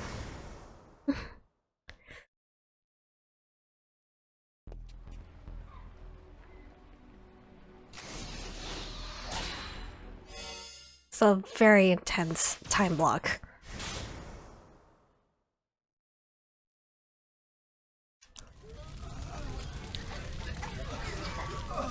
Several people are on the ground, evidently injured by the explosion. A girl in the hoodie was crouched among them, doing her best to tend their injuries. Ika Marita, while walking alongside me and Norikawa for not introducing her to an Aiki Jujutsu dojo, she happened across the aftermath of the minivan explosion.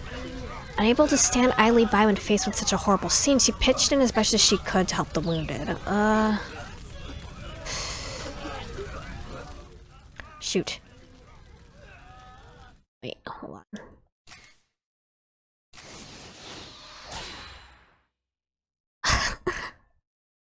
Did they change Minorikawa's thing so he's covered in ash now, I guess? Girl he talked to earlier during the traffic jam. Police. Get back, let me handle this. Was visibly relieved. Helped her, she said. She pointed to a figure lying on the sidewalk a short distance from the burning... Okay. It was a Middle Eastern girl. She appeared to be unconscious. I think she got hurt rescuing another girl about college age. College-aged girl. It might be Hitomi. What happened to the girl she saved? The Samaritan looked around. Where'd she go? The rescuee had disappeared. This girl here, on the hoodie, gestured toward the fallen girl. Can't believe how fast she was. The way she moved to get that other girl. She was on a level way beyond mine. Took another look at the injured girl. Her figure looked rather delicate. It's hard to believe she was capable of great feats of athleticism. Started toward her, but Stanley stepped ahead of him. Leave this one to me. His expression was unusually stern even for him. Do you know her? Didn't answer as she checked the girl's pulse and then her pupils. Stanley, do you have other things you should be doing? Decided to collect some eyewitnesses' accounts.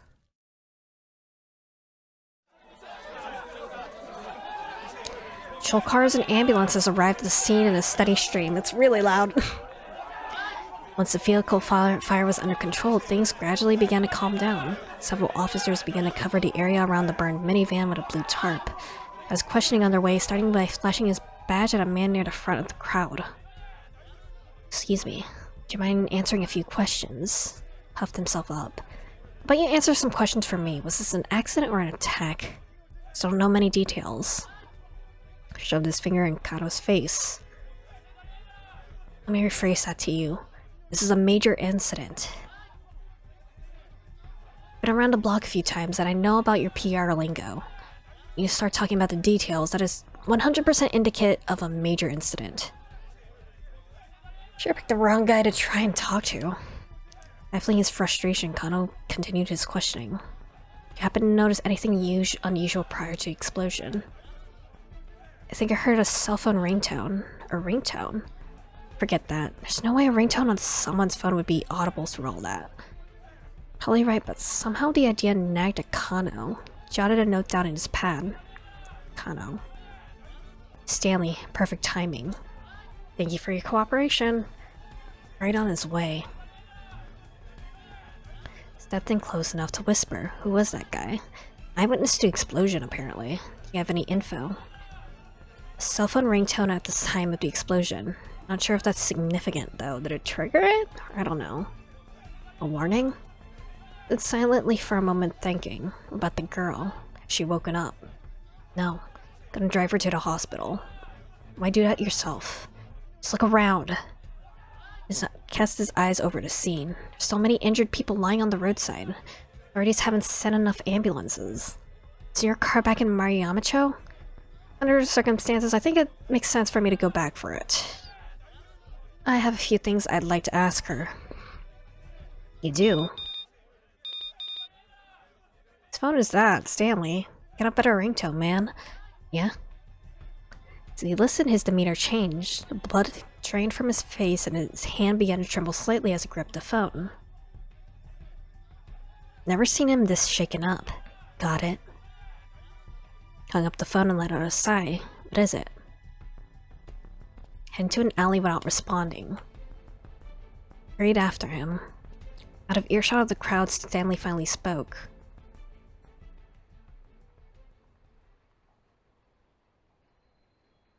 The call right now was from Gordon, my superior. Broke off there, and for a long while he was silent, struggling with some strong emotion. What is it? Alright, I can trust you with this. Never thought I'd hear you say you trust me. Remain dead serious. Contacted on our end by the mastermind of this plot. Those international criminals you mentioned, correct. Roughly 8 hours ago. They infected Maria Osawa with the UA virus. Fuck. Well, she's not contagious until She's not contagious until she starts showing symptoms, though. They let her loose somewhere in Shibuya. Hold on. By Ua, you mean? Thought back to his earlier conversation with Stanley. His criminals were trying to get their hands on a new drug. An antiviral drug developed by Kenji Osawa that had been shown to be effective against the Ua virus. Hesitated before continuing. This is a killer virus with a 100% mortality rate once it takes hold. Kenji Osawa's antivirals are only means of combating it. Mortality rate of 100%? His incubation period of 12 hours. Fuck. So we gotta find her in 4. Another 4 hours. Maria Osawa will go symptomatic. After that, she'll begin spreading the virus through the city. It's capable of airborne transmission. Following the onset of symptoms, individuals infected with the Ua virus bleed from the lungs, is readily released into the air via coughing. Highly resilient in the open air, can survive even after saliva or other fluids have evaporated. Simply getting within 2 meters of a symptomatic patient is said to carry a high risk of infection. Social distancing. Bodily fluids from a deceased patient carry an especially high concentration of the virus. Anything contaminated with such fluids must be thoroughly sterilized before it is safe. Stanley nodded. If you don't administer Kenji Osawa's antiviral before she develops symptoms, translate now. Spoke with complete certainty. Everyone in Shibuya is going to die. Need to find out Maria Osawa and get the antiviral to her as soon as possible. I mean, cool. Just calm down. There's more in the story. What was that? Interrupted by a strange sound from the upper floors of a nearby building. 2 men hurriedly relocated.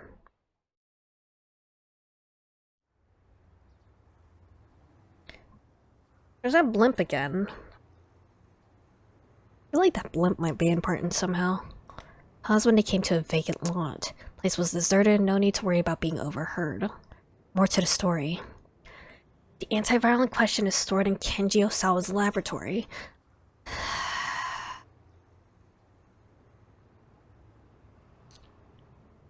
Yeah, but if Tanaka's being a dick, we can't get into the laboratory. So... probably have to, like, extract the antiviral from Maria and then give it to... extract the antiviral from Itomi and then give it to Maria, probably. Protected by a sophisticated security system, apparently the storage area where the drug is kept requires fingerprint authentication for both Osawa and Tanaka. Tanaka was currently a fugitive, the prime suspect in the kidnapping case. There's no chance of getting any fingerprint authorization from him at this stage. Any other way to get in? Door can be unlocked via password in place of fingerprint scanner, but still need to know what Tanaka chose for his password. No. In the event, it's essential we track down and secure Maria, but... even if we get Maria to safety, the mastermind is now in possession of the Ua virus. If they want to, they can unleash a bioterrorist attack on Shibuya at any time. To put it bluntly, the lives of every man, woman, and child in the city are in their hands. Felt a pulse of fear deep enough to give him vertigo. Slowly tilted his head back and gazed at the sky, vast and blue as always. Tens of thousands of people in Shibuya right now. Rumi and Shizuo were among them, and they all might be dead within a day. Felt so unreal. Kano's mind almost couldn't process it. Effort of will, he shook himself out of his daze. Now was no time to waver. Hey, I have to try. Next 4 hours we need to find Maria Osawa, and figure out a way to stop this mastermind and the Ua virus. His words were as much for himself as they were for his companion. It's due to Stanley. We might not always see eye to eye, but together I feel like you and I can find a way. Averted his gaze. My job here is simply to apprehend the mastermind. Felt a resurgence of his earlier anger at Stanley. Once again, he was putting his duties above human life. I'm sorry. Stanley's voice was a quiet mutter. You should get away from Shibuya as soon as possible, Kano. I don't imagine that the American would ever be worried for him. Appreciate the warning. I'm gonna see this through again. Isn't the sort of thing you can solve with just an effort of willpower. Even so, giving up isn't the Japanese detective way. Let on a nasal chuckle. Back today again, are we? Same to you. We're bonding. Listen. This is just between you and me. The mastermind behind this kidnapping case is an arms dealer who goes by the name Alphard. Beyond simply selling weapons, illegals arms dealer are also frequently involved in smuggling weapons unlawfully obtained through deals with government or military contracts. In recent years, such enterprises have become increasingly globalized. Some dealers form smuggling networks that also deal in money laundering, drug trafficking, and more. Alphard. The attempted bioterrorist attack on Kazumi Gaseki, a hotel bombing in Chicago. Alphard had a hand in all of them. What do you know about this criminal? Stanley's expression grew even darker. Alphard's signature is extremely meticulous planning. But I don't mean meticulous in the same way you and I might normally think of it. Their plans are perfectly imperfect. Do you get what I mean? Alphard deliberately engineers accidents to make things complicated and unpredictable. It's difficult to get a good grasp of what's going on when the situation seems to be falling apart. People tend not to consider that coincidental mishaps might be anything but. In the end, they don't even realize they were playing right into the mastermind's hands all along. I could hear the intensity in Stanley's voice. I'm afraid that's all I can say. Held out his right hand. See you around, Kano. If we're still alive. If we're still alive. Kano, let that sink in for a moment. I'll shake your hand after we finish this case. Light smile, Stanley withdrew his hand. We're bonding, goddamn. I love this. Sasayama may have died, but we're bonding. Friendship ended with Sasayama. Stanley is now my best friend. And by dying with Sasayama, ending with Sasayama, I mean it died. And the two bumped fists instead. Meet again, Kano. Sure of it. Yeah, see you then.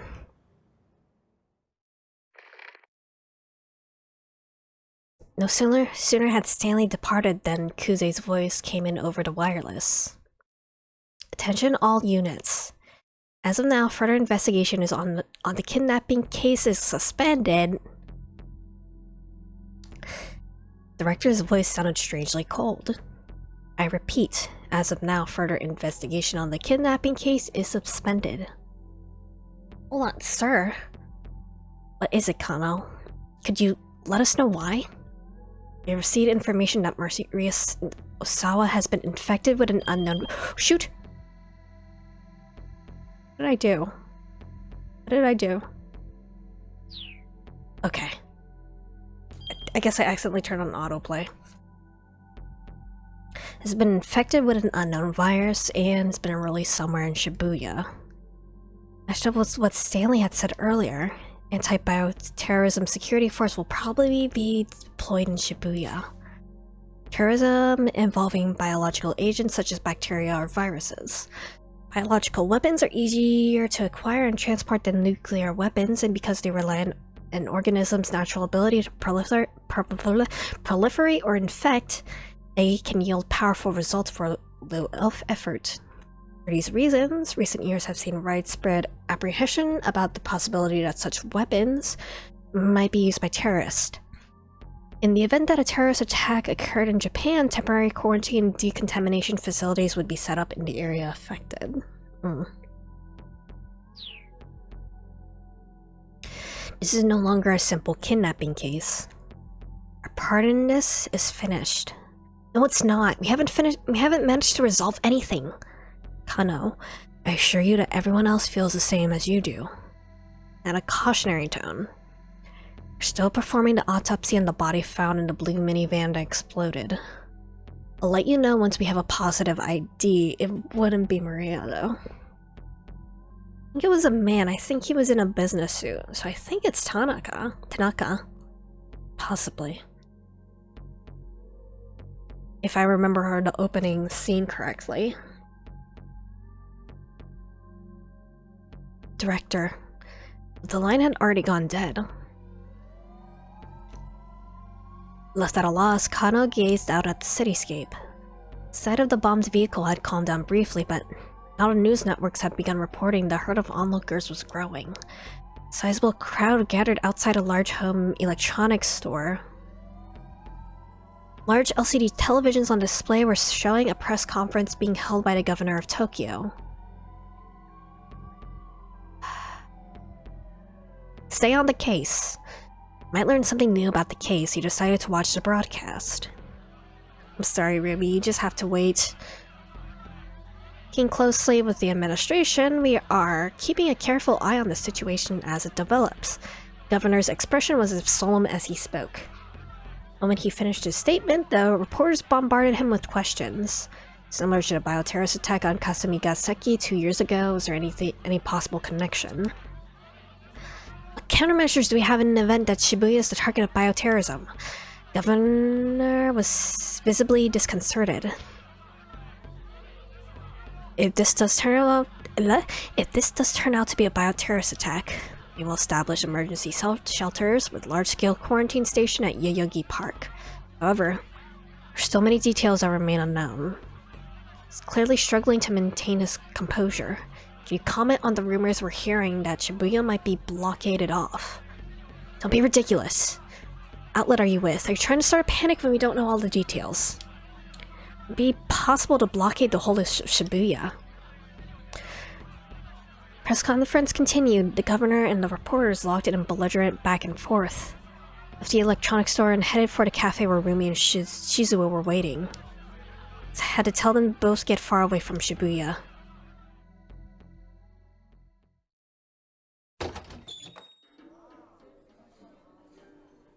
Cafe Lautrec seemed quiet when Kano arrived. Shizuo was sitting alone. Scanned the establishment but didn't see Rumi anywhere. Well, the staff greeted him. Welcome, just one, sir. No, I'm meeting someone, actually. Of course, sir.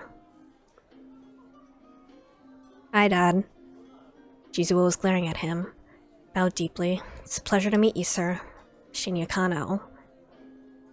Look, even more of a knuckle-jugger than I thought. Tina's appraising stare. Rami had something she needed to do, so she stepped away for a while. Sat down across from him. Laptop computer open on the table. In sleep mode, nothing on the monitor, but just before Kano came in, browsing an internet. Are you an Ayakamiki fan? Takes his user handle from a nickname for the apples he grows on his own. Yeah, he's pretty honey. Grows on his own farm, which are pretty little things and nearly sweet as honey. Came to take Kano's order, so he asked for an iced coffee. What are you using the computer for? On the internet. Low and gruff. Cafe has an internet connection? Might as well start with a little small talk. So what? Words didn't come. No, this is no time to make idle chit-chat. I got infected with a virus. Rumi and Shizuo might die. Look, please, you need to leave Shibuya right away. Contorted with confusion. What are you talking about? Why? Wasn't sure if he should tell the truth or not. He was strictly prohibited from discussing a case with anyone outside the department. As a former policeman himself, Shizuo ought to understand full well the secrecy and investigation required, but it wasn't like he'd leave town without a good reason. Please just listen. I feel like there's no right answer here. This might cause suddenly a lot of panic in this cafe. It's very important that you go, though I'm not at liberty to tell you why. Kano couldn't bring himself to leak secret information. Don't need your say-so. I'm sick of this town anyway. Does it have something to do with the case you're working? Telling me to leave Shibuya. Does that have something to do with your case? Yes. Why don't you run off with Rumi then? Shizuo's tone was frank. I mean... Didn't have an answer handy. Shizuo let out a single heavy sigh. Is your work important to you? Is it more important than Rumi? Cut off Kano as he wobbled over how to answer. Me? I used to put my work before my family. No question in my mind that combating society's ills and solving cases was worth any price. So that I did some pretty reckless things. Almost wound up dead more than once. Shizuo paused, forlorn looked in his eyes. Wife did nothing but worry about me, so much that I didn't even realize when she'd worried herself sick. So caught up in my work that I wasn't even there for her when she finally passed away. Very absurd of me. Came by and set Kano's iced coffee on the table. Sat there untouched until Shizuo looked at it pointedly. Tiny nod, Kano brought the cup to his lips. Bittersweet liquid was a balm to his parched throat. He hasn't eaten anything. Told Rumi the same story, Shizuo continued. Didn't tell her how absurd it was. Told her that her father only did what he had to do. Took a sip from his glass of water. Rumi, she's very much like her mother used to be. Personalities are almost identical. Don't want her to suffer the same way my wife did. Fist clenched in his lap. What was it that made you become a detective in the first place? Thought it would make Rumi happy, and I guess it also because I thought it'd make you like me, sir. It was the truth, but Shizuo simply chuckled. If your goal is to get me to like you, you may as well give up now. Sorry, sir. Can't do that. You're just suffering around Rumi. I love your daughter, sir. I want to keep her safe, to keep her happy. And why is that? Whenever I think about her, I just feel so amazing. I'm sure you or anyone can empathize with that. Everyone has someone they want to protect who makes them feel that good. It's an admirable thing, wanting to be a detective and protect the happiness of people. But that doesn't mean you need to ignore your own happiness in the process. What you say may be true, sir. Earlier today, my partner was stabbed. Today's his wife's birthday. Shizuo arched his brow. He's gonna make it. We're not sure yet. Unless I knew he was in critical condition. This is why I keep saying that the life of a detective is... trailed off into a lamenting murmur. Even though Kano was unmoved. Dictum number 1. Never lose sight of what you're supposed to protect. Ever. What's that? Something a senior detective I admire very much said. It's the fundamental guiding principle I've stuck to as a detective. But I was wrong about the real meaning behind it. Partner was stabbed, there are people I want to rescue. So much has happened, and now I finally understand what those words mean. When you see someone in trouble, you help them. That's not something a good detective does, that's something a good person does. Took a good long look at Shizuo's face. Surprised himself, finding the words to speak his feelings so clearly. And he wondered what effect it might have on the older man. Sure that from your perspective as my future father-in-law, my being a detective means I'm putting my life on the line. It's not entirely true. I can only be myself.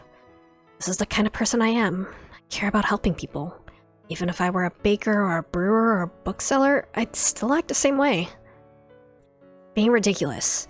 Baker and a detective don't assume anywhere near the same risks. Suppose that's true. Westwood is here sheepishly. I think I see what kind of man you are now. Sounds oddly defeated.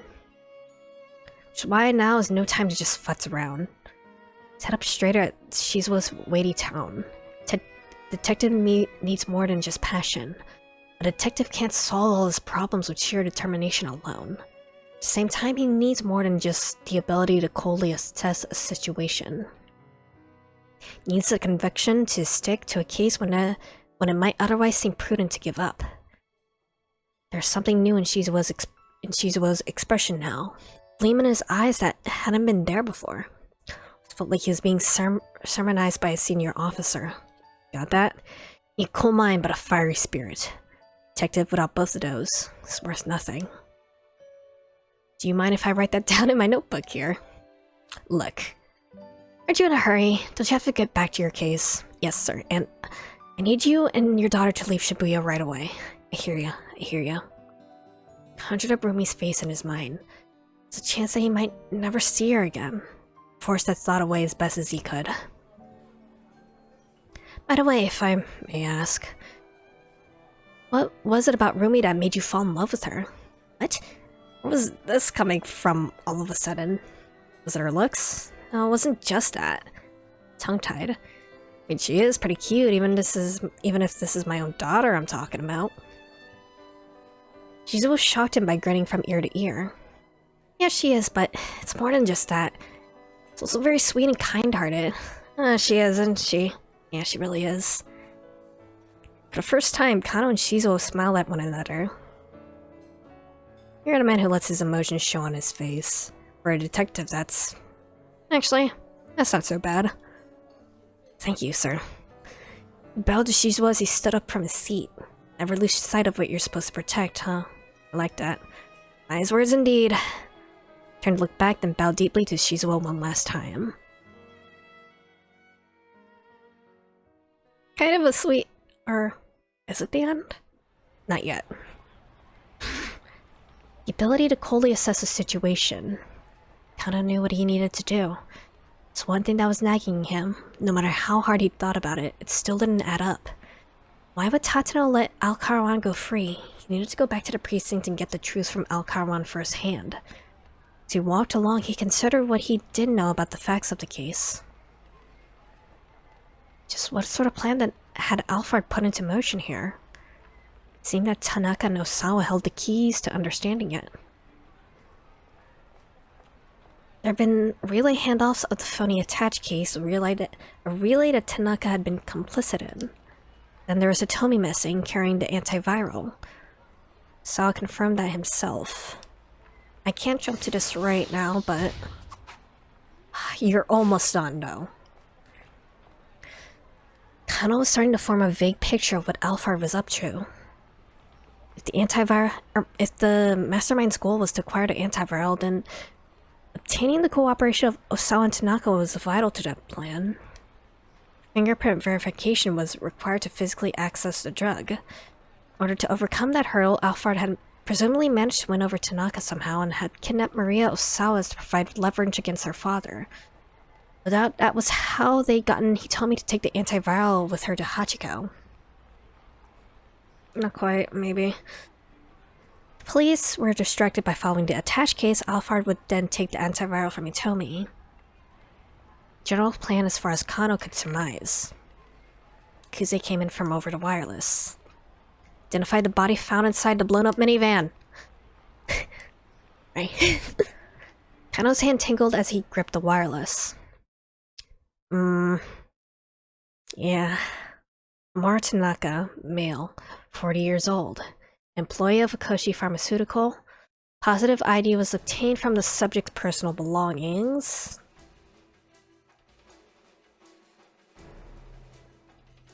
I don't know if personal belongings should be enough. You need to do like a little DNA analysis just to make sure. Tanaka was dead. It would be almost impossible to access the antiviral drug in the laboratory. At this point, the only antiviral they had of any chance of obtaining was whatever Hitomi was carrying. Back to what Stanley said earlier. Even if we get Maria to safety, the mastermind is in possession of the UA virus. They want a monopoly on the antiviral, I think. Yeah, that makes sense. Unleash a bioterrorist attack on Shibuya at any time. To put it bluntly, lives of every man, woman, and child in the city are in their hands.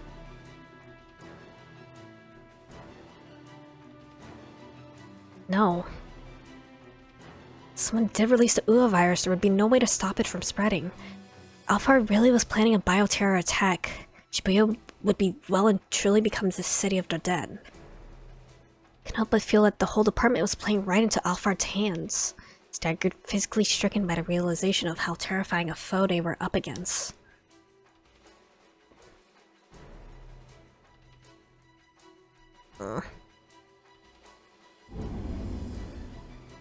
There's a lot going on. I was really thinking that the last time block was going to be the climax. No, this is definitely the climax. Still haven't touched Osawa's story yet. I might see if I can finish Minarikawa's first. In a suit, detective with questions for him. But answer a few questions for me. Was this an accident or attack? I still don't know many details. Let me rephrase that for you. This is a major incident. Huh? Detective looked pretty flummoxed. I've been around this okay, no, we've seen this unusual. I think I heard a cell phone ringtone. Tilted his head or ringtone. Forget about that. There's no way a ringtone or someone's phone would be audible through all that.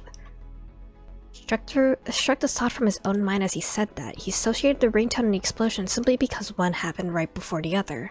Kano. Large-statured Caucasian man had called out to the detective.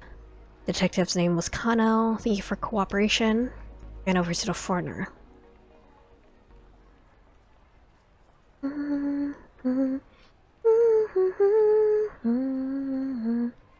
Minorikawa! I found Miku standing there. She looked like she'd been crying. Miku, about earlier. I, trailed off searching for an apology. It's okay, that doesn't matter right now. Looked around the scene, followed her gaze. Something big went down here. I know.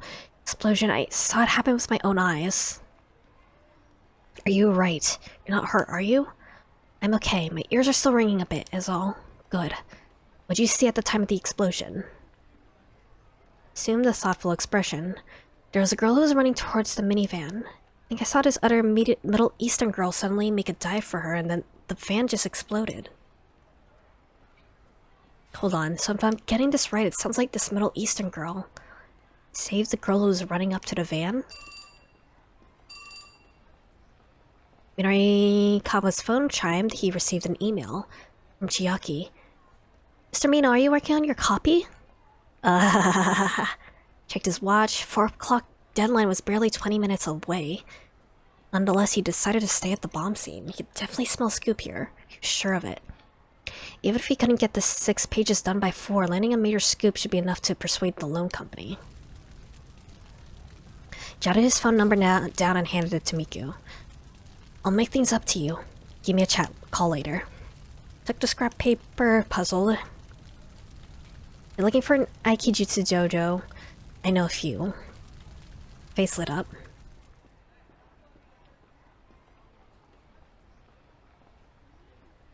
Caught sight of Detective Kano and his Caucasian colleague heading down an alley.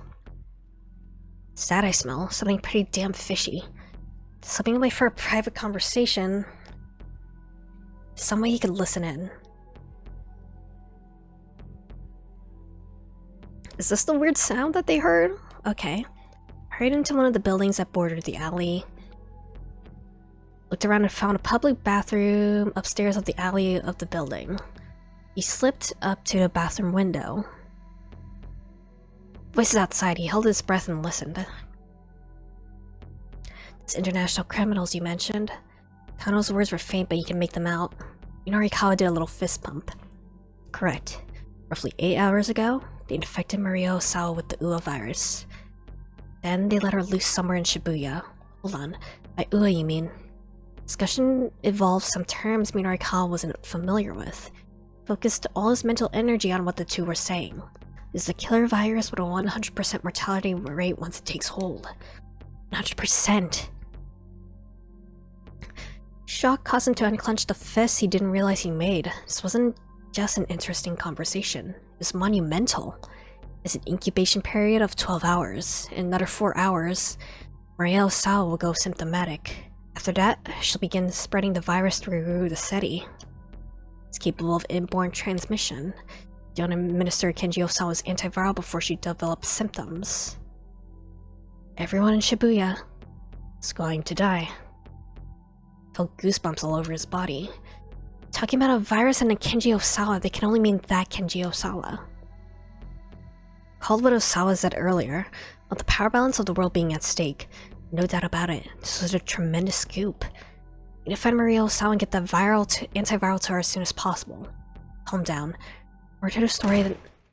It's starting to leak out! Swung open loudly and someone came barging into the You.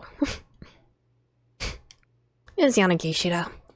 Why him again? Why here of all places? I'm leaking here. Verge of hysterics must have been audible outside. Count on his companion went to take their discussion elsewhere. It's been getting to the good part. Son of a bitch! Enraged, Minori grabbed Yanagishida and tossed him to the floor. I'm leaking! Shut your mouth! Put all his strength into an ankle hold and gave it a good twist. Professional wrestling technique that involves grabbing the opponent by the ankle. Being caught like this can be extremely painful. It puts a lot of pressure on the lower body. If you're already feeling the urge to urinate, then...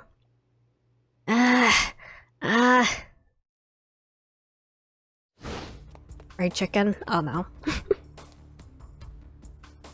Raikawa left the idiot blubbering in the bathroom and hurried out the building. He hadn't heard the whole discussion, but he had a scoop on his hands anyway.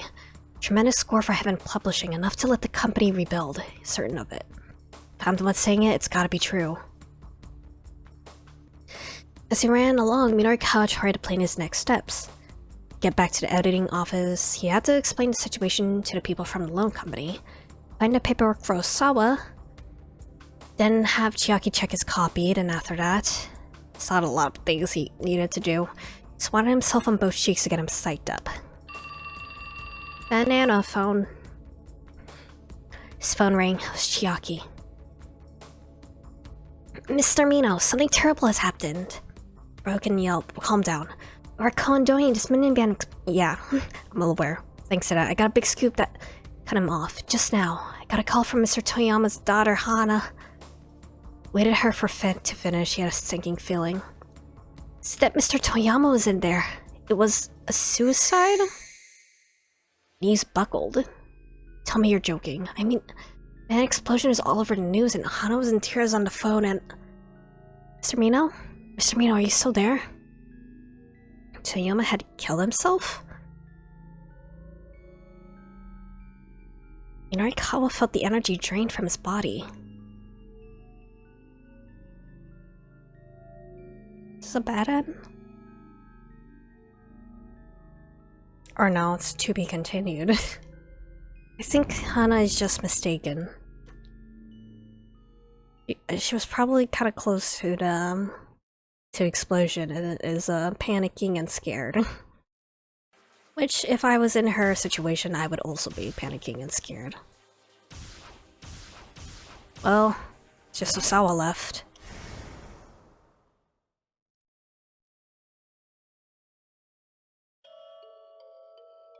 I never trusted anyone, not on a fundamental level.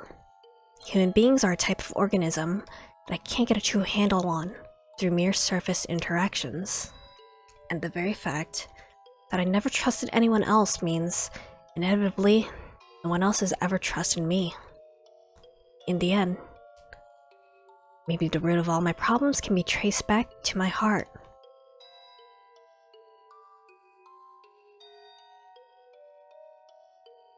As he waited for Minori to contact him, Osawa thought about his current crisis. Assuming Tanaka was behind the kidnapping, then he must have had accomplices. These criminals had mistakenly abducted Maria in their attempt to get the antiviral drug that was in Hitomi's blood. Maria and Hitomi were fraternal twins, but they looked similar enough to be mistaken for identical twins. Still, Tanaka would never confuse the two. Mix-up must have been made by some criminal who didn't know Maria or Hitomi personally.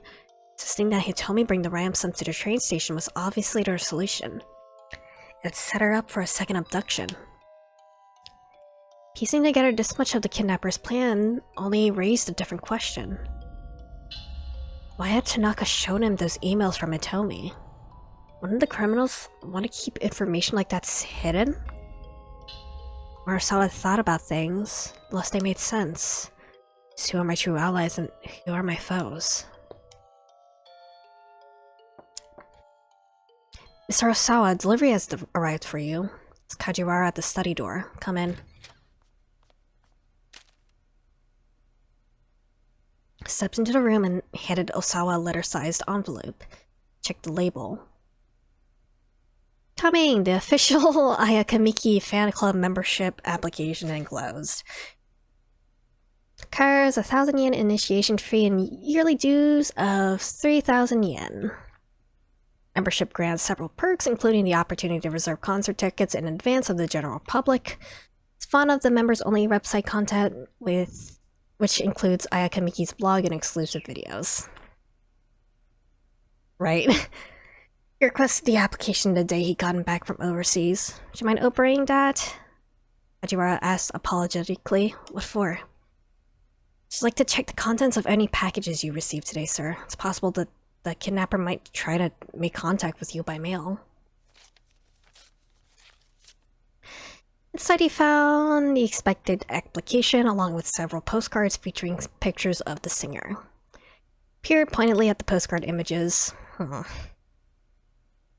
You must really like her. Just what sort of music do you listen to, then? Striking photo that showed off Kamiki's expressive eyes. Let me think. Mostly classical, I suppose. Musical eyebrow. You know, like Mozart and Chopin and like.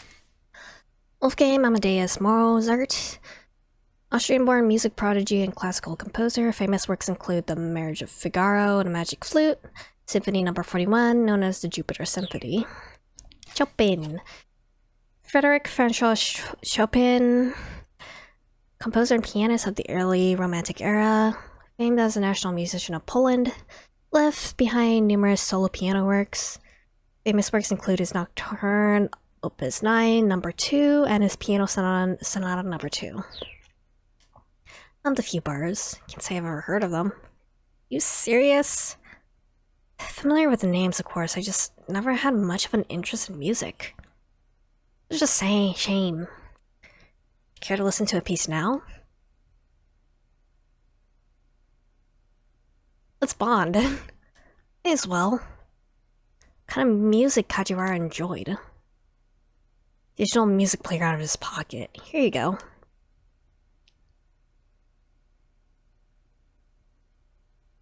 Osawa slipped the attached earbuds into his ears.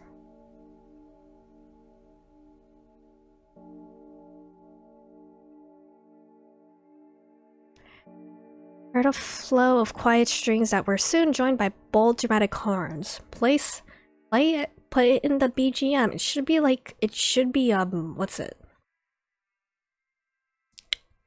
Creative Commons, or what am I thinking of? What's the thing I'm thinking of? Common use, I guess. Should be common use by now. As the piece continued, it grew more profound and complex, and Osawa could feel spirit calming. Took a deep breath, then expelled it through his nostrils. The toxic gloom that had filled him was departing with the air. Nearly 10 minutes had passed. What do you think? It's quite nice. Even with this piece is a pause for a moment in thought. Well, it's about how erudition can be boorishness. Accumulated knowledge, a term often connotes an advanced or esoteric understanding. Displaying a moderate amount can impress others, but pompously flaunting it is bound to put them off. Thank you. If I hadn't met you, I'd never discovered this piece. Spoke the words unthinkingly with unaccustomed frankness. Was this the power of music, then? Very happy to hear that, sir.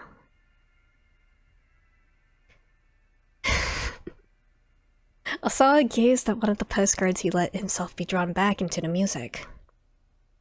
Aya was scooping up handfuls of mystical blue sand. Grains dripped down from her fingertips.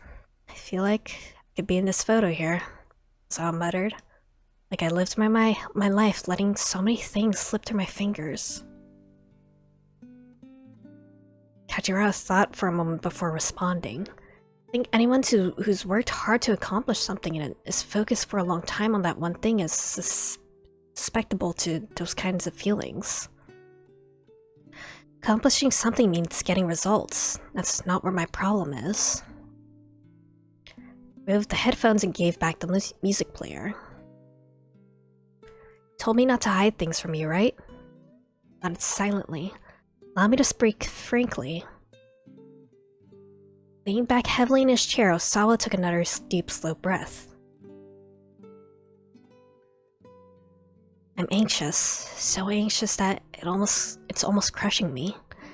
Given the circumstances to her, that's completely No! Osawa spoke up before Kajiwara could finish. It's not that at all. He shook his head vigorously. If the worst should happen to my daughter, how am I gonna feel, I wonder? I'm not a man with a wide range of emotions. My heart is always cold somehow. And the truth is, I wanted it to be that way.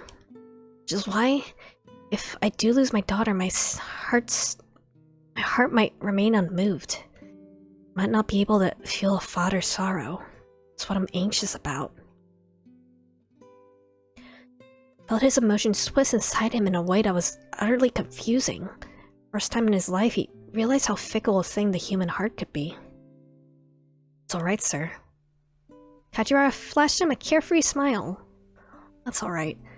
People who have cold hearts don't worry about that sort of thing.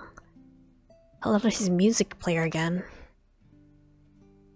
Here, I'd like you to have this.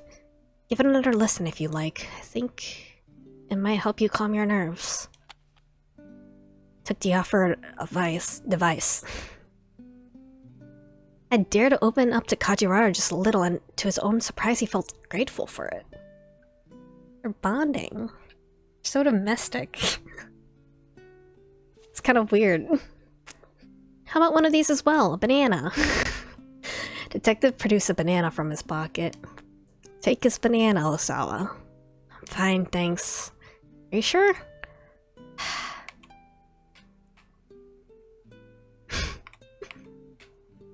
Take his banana! Alright, I guess I'll take it. Then his expression softened a little. Oops. You know, you've been getting on my nerves all day. Really? Here I thought I'd been doing what I could to soothe your spirits, Mr. Osawa. It's actually been a real long time since I've yelled at anyone quite so much. As words left his lips, Osawa found himself thinking back to that one particular rainy day.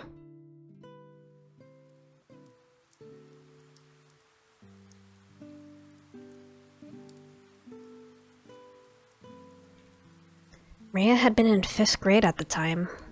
Osawa was standing in his daughter's room, and in his hands he held the letters she left behind. She happened to glance out the window and saw Maria walking along, soaked from head to toe. In an instant, Osawa was consumed with rage. To-san wa hitomi bakari kawaigateiru. Kawaigateiru. Shigoto bakari de. I don't know. Is that death? Shinde mo kurenai dakara watashi wa ie o demasu, Maria. It's like, Dad, you think Hitomi is cuter and, you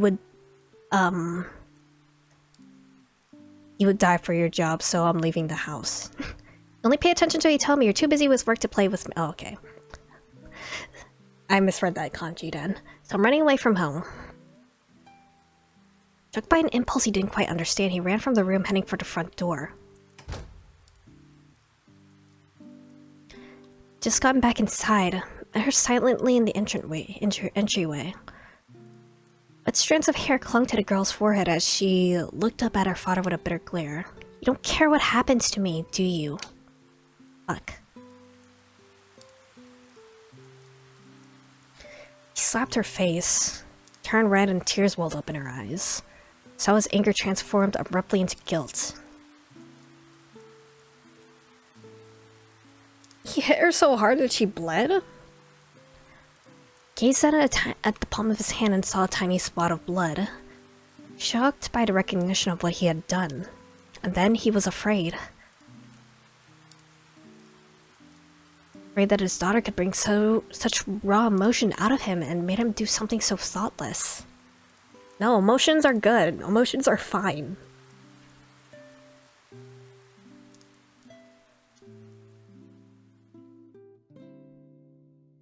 Something wrong, Mr. Osawa. Kajiura was leaning in, looking concerned. Came back into the moment with a start and realized he'd buried his face in his hands. No. Just getting angry, yelling at people? I'm not good with that sort of thing. Don't like it. Picked up his music player and fidgeted with the earbuds as he spoke. Getting angry and yelling at people. I don't think there's anything wrong with that. That's just human. It's human. To do those kinds of things?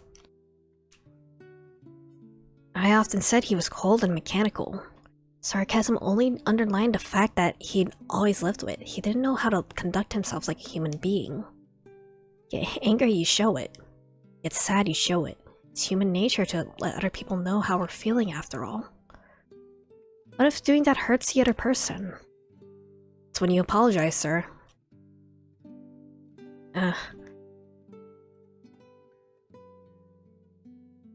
Occurred to Osawa that he never tried to tell anyone how he felt before. Never felt the need to. Osawa learning emotional maturity. Yet right now, he suddenly felt that if his daughters were to appear before him, he might blurt out everything he ever left unsaid. Just a terrifying thought.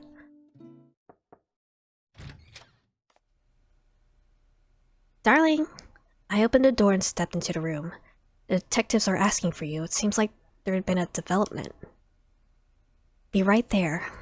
Hurried off out of the room. I think it's in Kanno's story. We're almost done. They're gonna learn that Maria is infected.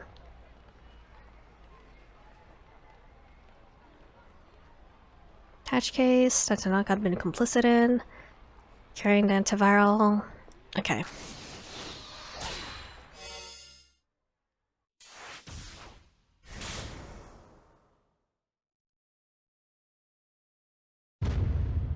Menacing. Before the news was shared with the Osawas, the members of the investigation team quietly briefed Detective Kajiwara. Sat on the sofa on the far side of the room, watching. See Kajiwara go pale. He wiped the sweat from his forehead with a handkerchief several times. Bad news. Mr. Osawa, ma'am? Shuffled his way over to them at last. Gotten word from headquarters. Task Force is in uproar after a change in direction from the higher-ups. Detectives who are on the scene have been ordered to discontinue the kidnapping investigation. Hesitated ominously. Braced himself. Please, let's hear it. Senior Ba, your daughter Maria is safe. What? An unexpected surge of relief. You mean it? Case has been solved? For a moment, they almost sounded like a happily married couple. Please stop zooming in on Kajiwara's ass. Can't even see it under his suit. Okay. It's only the stern look on Kajiwara's face that gave them pause. However, as of yet, we don't have her in custody. I'm not sure I understand. You know she's alive, but you don't have her. How? Deep furrows appeared on Kajiwara's forehead. Sorry, sir. The information we received from up top is complicated. We've confirmed that she was able to escape confinement. It's just... gave every appearance of holding something back. There's something you need to tell us, then just say it. Maria has been infected with a virus. Infected? As if a taloned claw had just clutched his heart.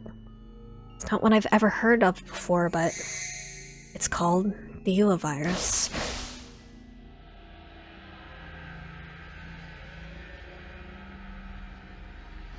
Osawa's vision went dark. He felt as if he'd plunged into a black void of despair.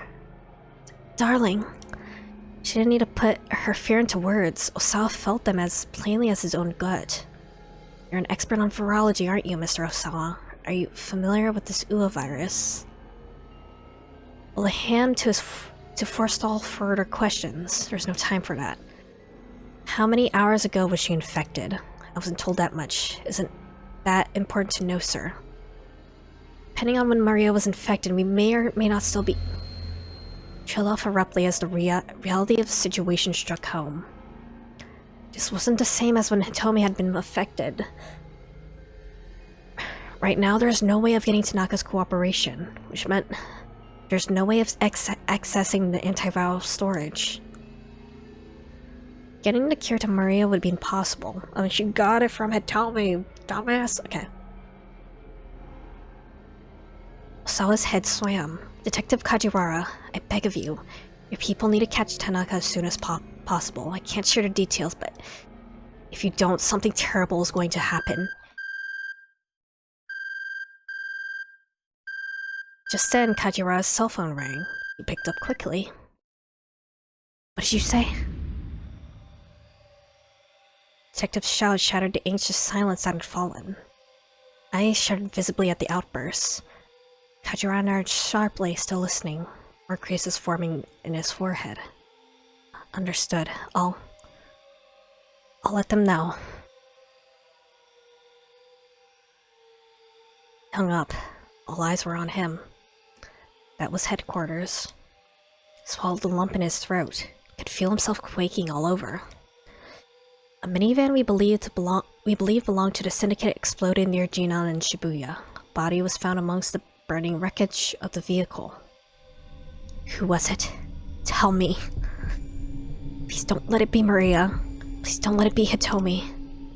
Took a breath before speaking. He conclusively identified the remains. Mr. Tanaka's. No! Cryo's viscera were almost bird-like. Osawa looked around in surprise. It was I. It's not true. You're lying. Your shrill screams reverberated through the room. Osawa felt like he wanted to scream too. With Tanaka dead, there was no way to get to the antiviral. I don't think that's why she's screaming. Which meant that Maria was going to die.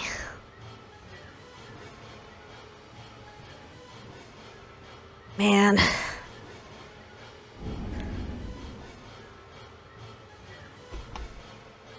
Can't get more intense like this. Okay. Okay. Fuck. I don't know what we're gonna do, man. It's like the old SOS anymore.